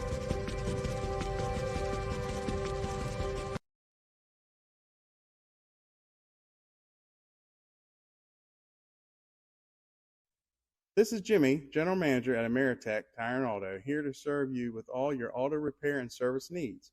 We are a family-owned business serving our community since 2003. We work on all makes and models from vintage cars and trucks to collectors to today's latest, newest vehicles. So stop in and see us at one of our 2 locations. See you. And welcome back here at Cougar Stadium. It is 3rd and 9 for the Pioneers. They're going to throw a little pass. Well covered by Tony Allen. Tried to sneak number 3 out there, Mason Reich. We both just had a collective gasp up here like, oh, my goodness, we're seeing a pass. I mean, if you're going to throw that, and it wasn't a bad throw, it wasn't a bad idea. I mean, there's been plenty of opportunities they could have mixed that pass in, and who knows, would have moved the chains on a 4th down here in the Cougars' territory or a 3rd down. I mean, you've got to be a little selective with your, and if you don't get it, you don't get it. But they're kicking a field goal right here. So what? This is at the 29. So this is 39-yard field goal. Well, a 38-yard. I think a 38-yarder from. Well, with the 5 yards back, so it's about a 43-yard field goal. Oh, yeah, it is. It's at the 40. And that looks like it's going to drop in there. That's good. And that's a good field goal there, Bob. 43-yard field goal made. Mason Savage. And it's still made. Now that makes it a 2-possession game, JD. So he's hit on 2 field goals now, one of 40 and one of 37 yards. So the kid's got a leg, and he's keeping the Pioneers in it. Yeah, with 6:53 left, I mean, they have 2 timeouts left. Obviously, they're going to have to get off the field quickly, score another touchdown, and then score again with a 2-point conversion. Yeah, so they don't have a passing game, but they have a kicking game. So which they counterbalance each other a little bit. I'd probably rather have the passing game. But listen, if you can put points on the board with your kicker, and getting field goals, that's not something a lot of teams do in high school anymore. If you're within the 35-ish in, you're going for it on fourth down. You're not kicking the field goal like Millbrook just did. Yeah, they were at the 29-yard line. Like I said, 10 yards back from so it's 39. Then about 6 yards back from that was about a 44-yard field goal attempt right there. Which the NFL and guys in college make it look so easy. Where was he? Did he kick it from the? I thought he kicked it from the 30. And he kicked it from the 34 and then 10 yard. Yep. So that would be 44 yard. 44 yard. Okay. Kickoff goes to Wallace, looking for a room. Shows a burst of speed. There goes to Marius Wallace, cutting to the outside, down the sideline, cutting back towards the inside, down inside the 45-yard line. So another great return by Demarius Wallace. Flag right there. That could have just derailed everything.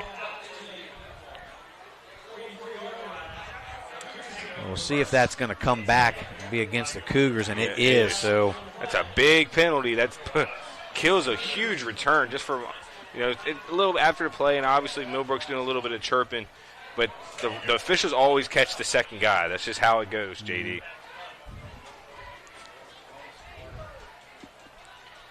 It was 6:43 left to go, and they still have 2 timeouts, down 34-19. Jefferson's a couple first downs away from really icing this game away. Yeah, a score would definitely put the game away, and I'm sure Coach Hunter would love to put another touchdown in the end zone before the end of this game just to seal it, because you just don't want to leave a team hanging around. We said if, Millbrook can keep this game within, 20 points or so, that they may have a chance to win this game. And that's what they're at 19. If they could have kept Jefferson maybe like 21-22, they'd have a fighting chance, but their offense doesn't score fast enough. And here we go with this quads, and we saw this last week, and Dylan threw it out here to Mar Wallace. So we're going to wait and see if it's going to be the same formation. Because they have one guy on the line, and he's eligible, and all 3 that are off the line are eligible at the same time. Well, and they did this when they got the opening. They had the opening kickoff, or they got the ball on their own 22-yard line, and they had a 78-yard catch and run by Wallace, and they're lining up with the same exact formation again. That's a long throw for Dylan Herrick to make. So 4 receivers here to the near side. Now Herrick's going to take it himself straight up the middle, cuts to the outside. He's showing a little burst there. He's going to be knocked out of bounds about a yard. We'll see if he had enough for the first down. Might be a yard short. And mark him right around midfield. So second and about a yard now for the Cougars. I like to see him throw that ball out here again. Also, you want to keep that clock ticking. Obviously went out of bounds right there. Now it's second down, 6:38 left to go. Herrick, empty backfield. Throws it out to Wallace. There's that play. The quads got some blockers down the field. Wallace cuts it back across the field. Makes another move. Going inside the 20.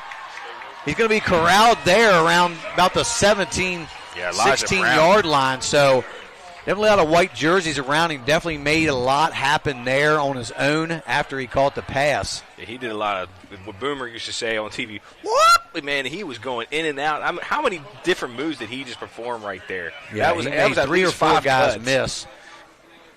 Yeah, he's such a dynamic player, and I'm really glad to see that they're involving him a lot more in the offense, because you get the ball in his hands, and he can take it, and score any given time. As Herrick's back to throw, he's got one-on-one with Tony Allen, a little out in front. Contact right there too. No flag.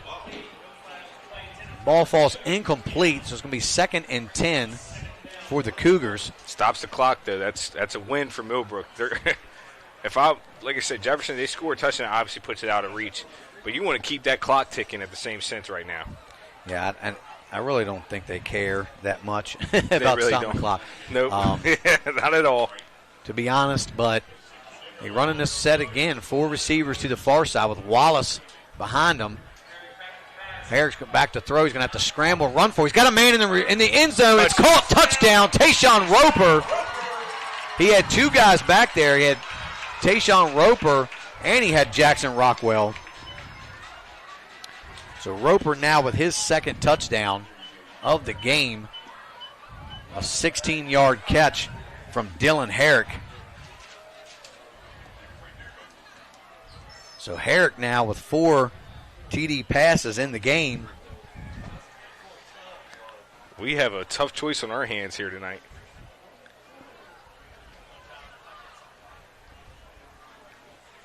Excuse me, that's 5 touchdown and that ties passes. the record from the Hedgesville game 2 weeks ago. Panaris on to kick the extra point. It's up, and it's good. So with 5:48 left to go in the ball game, the Cougars 41, Millbrook 19. We're going to take a commercial break here. A word from our sponsors. You're watching Home Team Sports TV.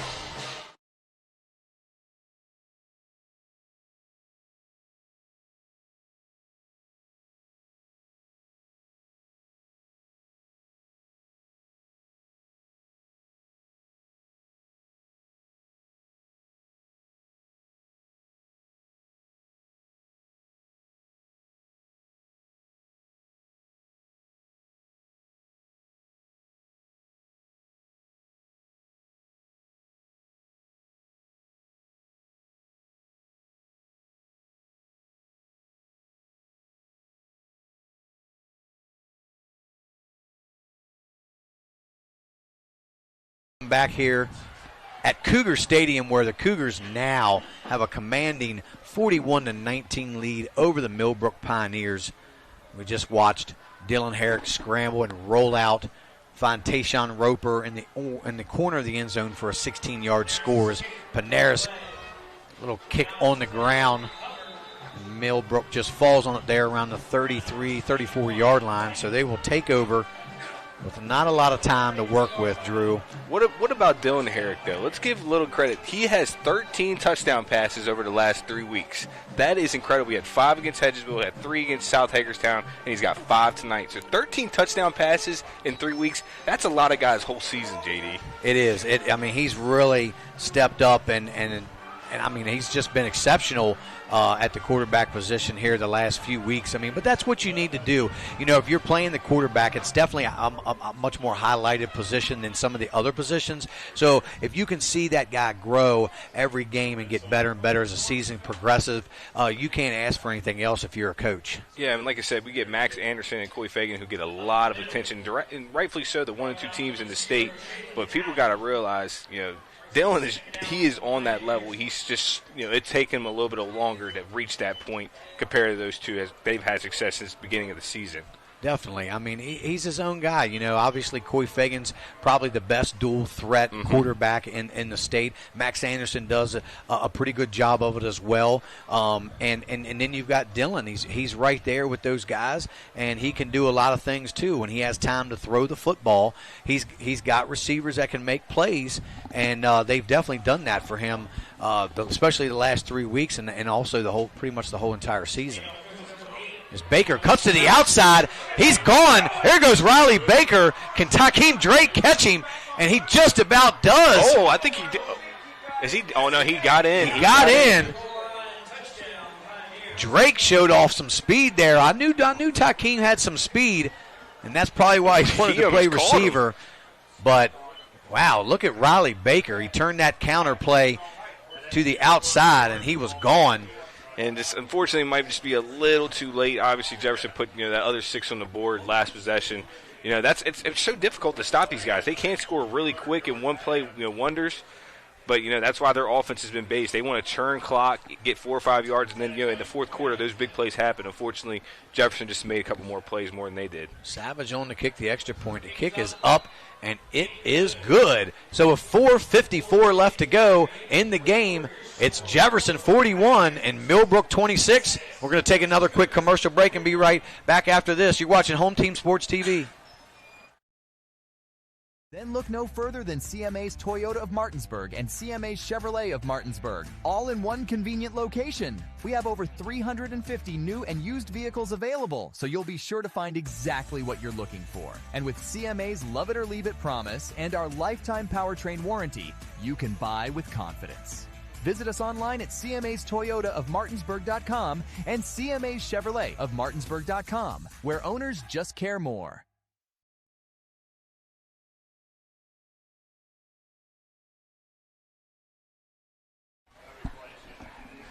And welcome back to Cougar Stadium.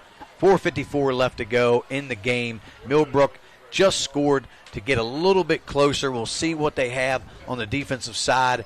Might just be a little bit too late, but nonetheless, it's been a great game. A lot of scoring. Looks like they're going to kick an onside kick here, Drew, so hold everything. Savage onside. Gets a nice little bounce.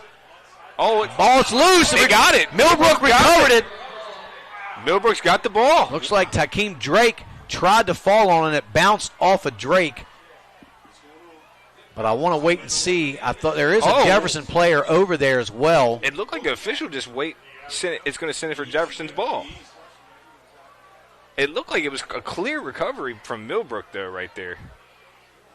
Sometimes you never know what happens on the bottom of those piles.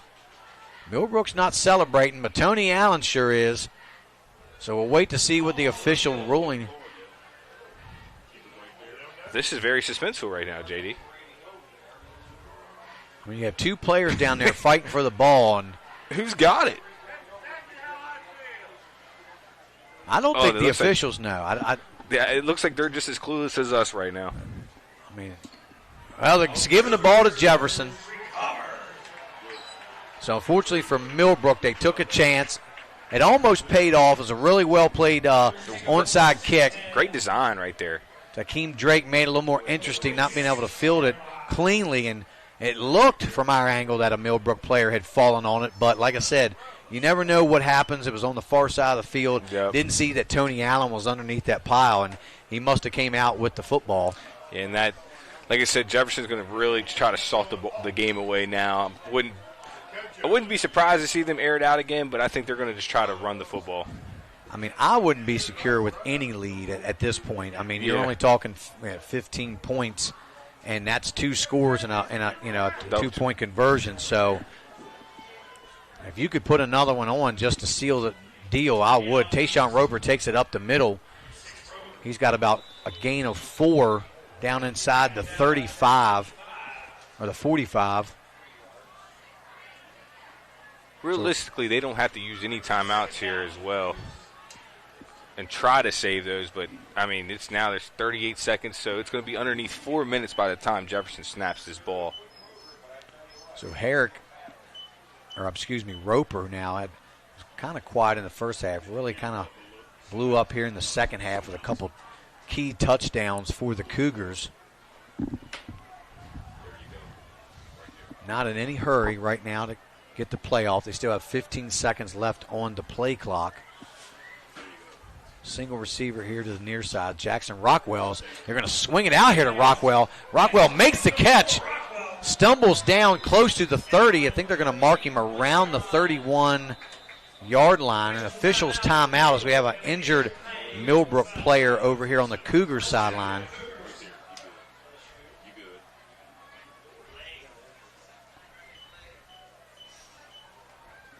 He sprained his knee.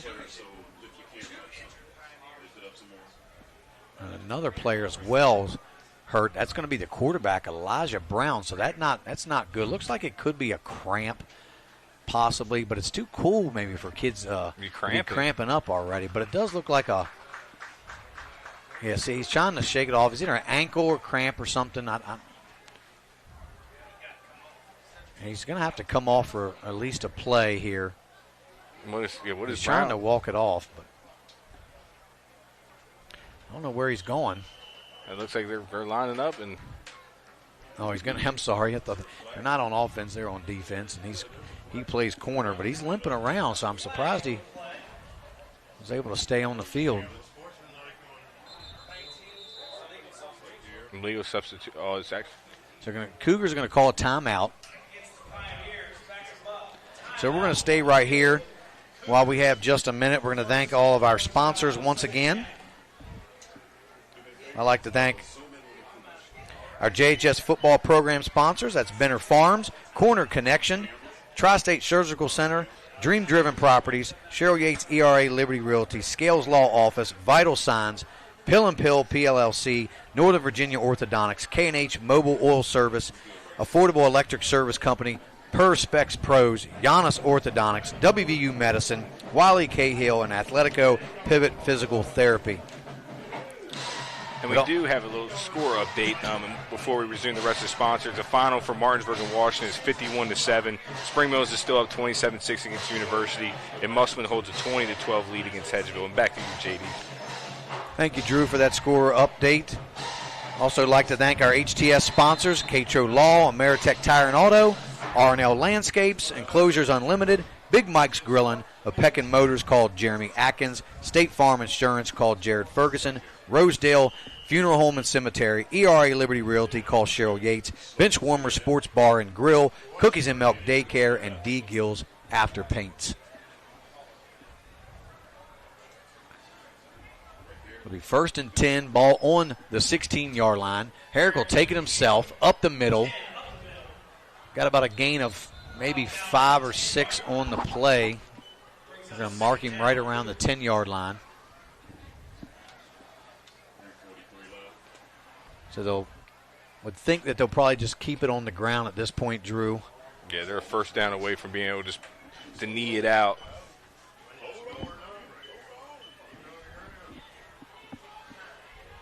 I don't know if they'll even try to score another one. They'd have 48 2 weeks in a row maybe if they they've try to score again. Herrick's going back to throw. He's going to take it himself. Nowhere to go. He spins out, but he's going to be sacked on the play. That's going to be a loss of a couple for Dylan Herrick. Millbrook still has those 2 timeouts. Kind of surprised to see that they're not going to call it right here. Yeah, because it's a big, now 3rd and about 11. I guess they're waving the white flag, Drew, and they're not too worried about trying to. There's still enough time. Now, you get the ball back underneath 2 minutes. And Jefferson, realistically, if they put a field goal on the board, it is out of reach. Well, but give these Pioneers a lot of credit coming down without 3 starters there on offense, and hanging with the Cougars, for most of this game until maybe the 4th quarter. It started getting, a little bit out of hand.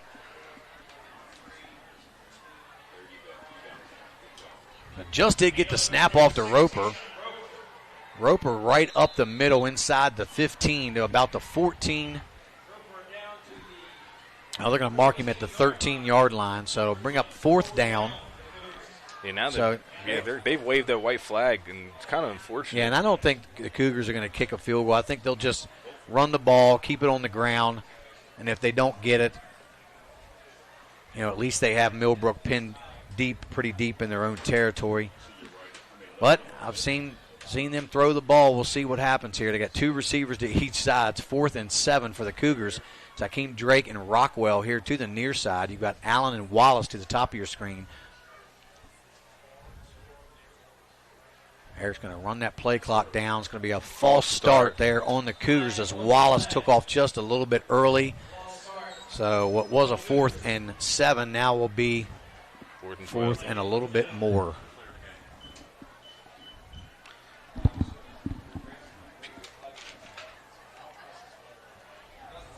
Yeah, and it looks like, we had a tough decision for player of the game today, JD, but who are we ultimately going with for the home team sports player of the game? Well, it's going to have to be Dylan Herrick again. I mean, congratulations to all his receivers because they were on the receiving end of those touchdowns. But when you throw 5 touchdowns in a football game, that's not something that happens every game. So is Herrick back to throw. He wants another one to Jackson Rockwell, and he gets his 6th touchdown pass of the game, and that's 3 touchdown catches for Jackson Rockwell. And again, that's why it's been so difficult. Rockwell now having 3 touchdowns, Roper having 2 touchdowns in the second half, Mar Wallace having a huge game, Tony Allen making some plays. Obviously, Herrick has had a huge. It's just this Jefferson Cougars team is really starting to click at the right time. I'm going to stand with what. I think Dylan Herrick throwing that 6th touchdown is just amazing. I mean, congratulations, though, to Jackson Rockwell. Had a really big game for the Cougars tonight. But when your quarterback throws 6 touchdowns, that's a little hard to go against, Yeah, 14 touchdowns in 3 weeks is just – it's undeniable. That's incredible. Benares kicks it up, and it's good. 1:05 left to go in the game. The Cougars open up the lead again, 48-26 over the Pioneers. And we're going to take one final commercial break and come right back after a word from our sponsors. You're watching Home Team Sports TV. We have been the local hangout spot to watch a game and meet up with family and friends. With over 15 TVs, there isn't a bad seat in the house. We have arcade games, including the world's largest Pac-Man, 2 pool tables, and more, serving a full food menu ranging from appetizers to steak dinners, 11 a.m. to 11 p.m., 7 days a week, and later on weekends. Daily drink and food specials, and of course, happy hour from 3 to 6, Monday through Friday. Come on out to Benchwarmer Sports Bar and Grill. Looking to enhance the beauty of your outdoor space? Look no further than RNL. And welcome back. The Cougars just put another one on the board as we watched Herrick connect with Jackson Rockwell across the middle for his 6th touchdown pass of the game. Fair catch called there by Trey White at around the 31-yard line. So 1:05 left to go in this game, Drew, and much like last week, the Cougars came out, were a second-half team. They got off to a slow start, got behind early, clawed their way back in, made some plays, tied the game. I think, they were actually up 20-16 at halftime, but definitely were able to make even more plays in the second half to pull away here. And this is a great test for them, too, because, hey, they're going to play Musselman next week, and Musselman's going to run a very similar offensive set to what Millbrook is doing tonight. So that's going to be a good test for them and obviously an indicator of how they can stop it and learn from it, watch the film, and be better, more prepared for next week. There's going to be a flag on the plays. Chase Brown took the handoff as we're going to get a few substitutions in now for the Cougars.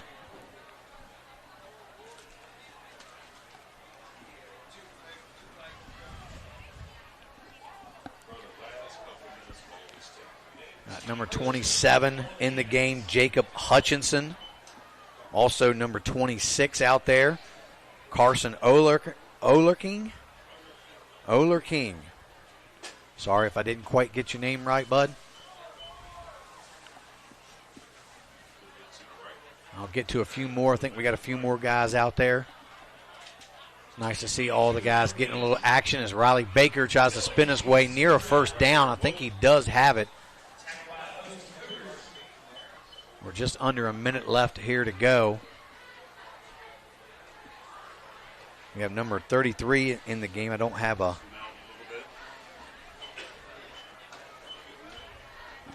33 on the roster.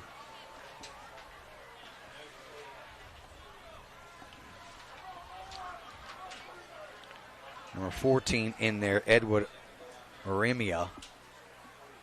Another pitch out here goes. It looks like Elijah Brown takes the pitch. He's wrestled out of bounds right there. And that's Carson Olerking. Just called his name a minute ago. Yeah, he got slammed down pretty hard right there. 27 seconds left to go. We got the whole tribe of athletic trainers running over. Elijah Brown getting up a little slow, and he got shaken up earlier, so I don't know if it's the same thing. Looks like he might be cramping up just a little bit.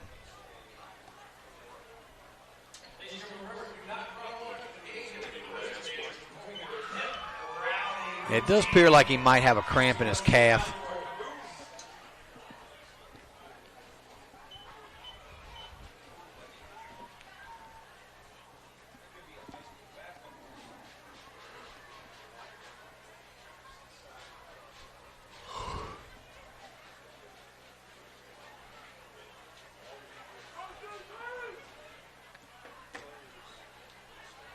So Brown will walk off under his own power, like they got him stretched out a little bit.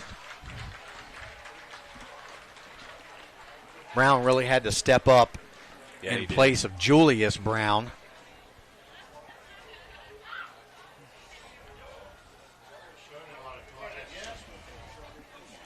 So Herrick will finish the game 17 of 24, 257 yards and 6 touchdowns.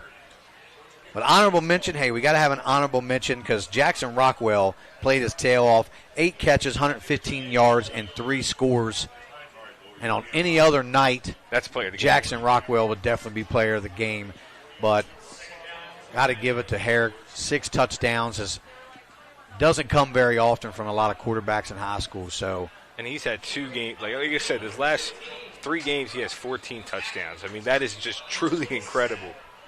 But Rockwell, hey, he put up 8 catches, 115 yards, and 3 touchdowns. That's like prime Travis Kelce stats right there. Yeah, you're getting that production from your number 3, essentially. That's incredible. Yeah, and Tony Allen also with 2 touchdown catches. So Tayshawn Roper, 2 touchdowns. And that's going to do it here at Cougar Stadium, where Jefferson will take the win 48-26 over the Millbrook Pioneers. And we're going to take a quick commercial break and have our Home Team Sports Player of the Game up here in the booth with us. You're watching Home Team Sports TV. Space, look no further than RNL Landscapes. We understand that your outdoor space is more than just a yard. It's a place where memories are made with loved ones and where you find peace and tranquility. Our team of professionals will work closely with you to bring your vision to life. From expert design and installation to meticulous maintenance, we are committed to delivering breathtaking results that will make your neighbors green with envy. With our state-of-the-art equipment, we guarantee exceptional craftsmanship that will withstand the test of time. Contact RNL Landscapes today and let us turn your dreams into reality.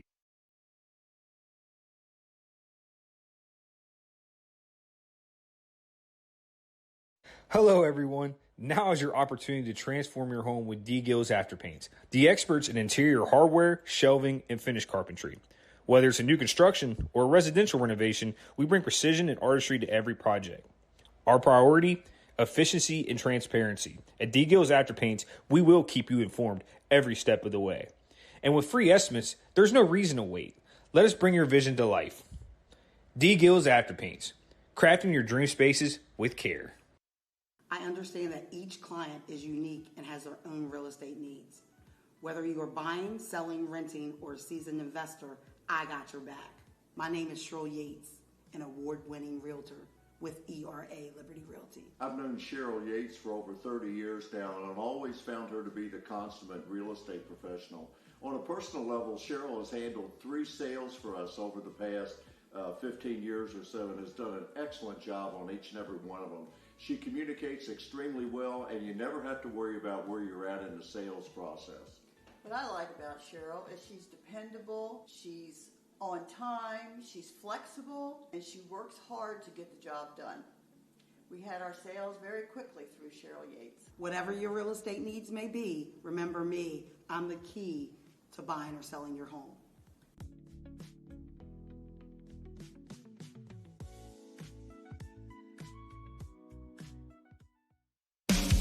Looking for better insurance coverage at a better rate, but you haven't been able to reach an actual person? Goosehead Insurance will help. Neil Powell is committed to helping you and the community get great coverage from a local agent who will answer your call.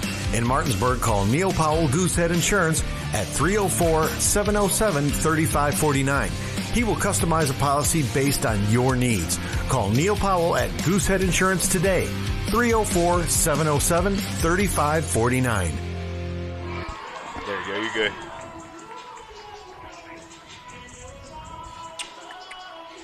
And welcome back, everyone, to Home Team Sports. You're joined here with me today by Dylan Herrick, Home Team Sports Player of the Game. He went 17-24 for 257 yards and 6 touchdowns. How do you feel after a performance like that, Dylan? Man, I feel great. I'm a little upset about the first half. I missed a few of my touchdowns, but I came out here and got it back. Yeah, I know you did, and it was crazy because you and Rockwell missed a couple of those connections. I know he ended up finishing with 8 catches, 115 yards, and 3 touchdowns. Yes, sir. But y'all could have easily connected for another 5 touchdowns. He should have had 5. Yeah, I apologize to and him. you know what? He had 3, so that's quite all right. So what I got to say is, over the last couple weeks of the season, you guys have really started to click. What has helped you with that connection with Rockwell, with Allen, with Wallace? Have you guys been working more together to build that chemistry? Because obviously the offensive game has really came a long way the last couple of weeks. I think it was always there. I played with them boys my whole life, and we were out here all summer long working as hard as we can. And I don't really know what it was at the beginning of the season. I would like to just say it was a fluke, but I'm really confident to come out here and keep balling out with my boys. Yeah, and like you said, I mean, it was. You guys struggled off to start the season. Obviously, at one point you're 1-3. Now you're 4-3, ranked 7th in the state, and surely you're about to go up. And now next week you play a similar team that runs a single wing set, in Musselman. Obviously, they're looking like they're about to get their first win tonight. How do you feel going into next week and hopefully try to secure home field advantage for the first round of playoffs? I'm really proud of my defense playing against this run offense. I know it's a little struggle for us up front, especially with some of my linemen playing both ways, but they played all their heart out. And the way that we're going to prep for this next week is just go into practice as hard as we can and just keep the intensity up and come out here with energy like we did today. For sure. And to kind of fix some of the mistakes, obviously this was one of the best games you guys had from a penalty standpoint. You really didn't shoot yourselves in the foot a lot. How are you guys going to keep that momentum moving forward? Just smart football. Play by first downs, not touchdowns. Make sure that we keep the ball off their offensive hands and make sure our defense is off the field as much as possible. Well, hey, we really appreciate you, Dylan Herrick. I mean, had a great game, 17-24, 257 yards, 6 touchdowns, as you're the home team sports player of the game. And we'll be ready to watch you again next week as you take on Musselman after their homecoming. And I know that would be a tough game for you guys, but you're looking forward to it. So, Dylan, we want to say thank you again and good luck, okay, my brother? Thank you. And hello, Mom and Dad. Thank y'all for watching. You can't forget that, brother. And hey, Mom and Dad, I see you too. I love y'all. And like I said, we will see you guys again next week for Musselman versus Jefferson. That'll be at 7:30 next week, not 7 o'clock. So make sure you guys tune in. That'll be a great game, and we look forward to it. Again, that's Dylan Herrick, the home team sports player of the game. I'm Drew Pitzer, was joined by J.D. Fritz. And you guys have a great week, and we'll see you guys next Friday. Perfect.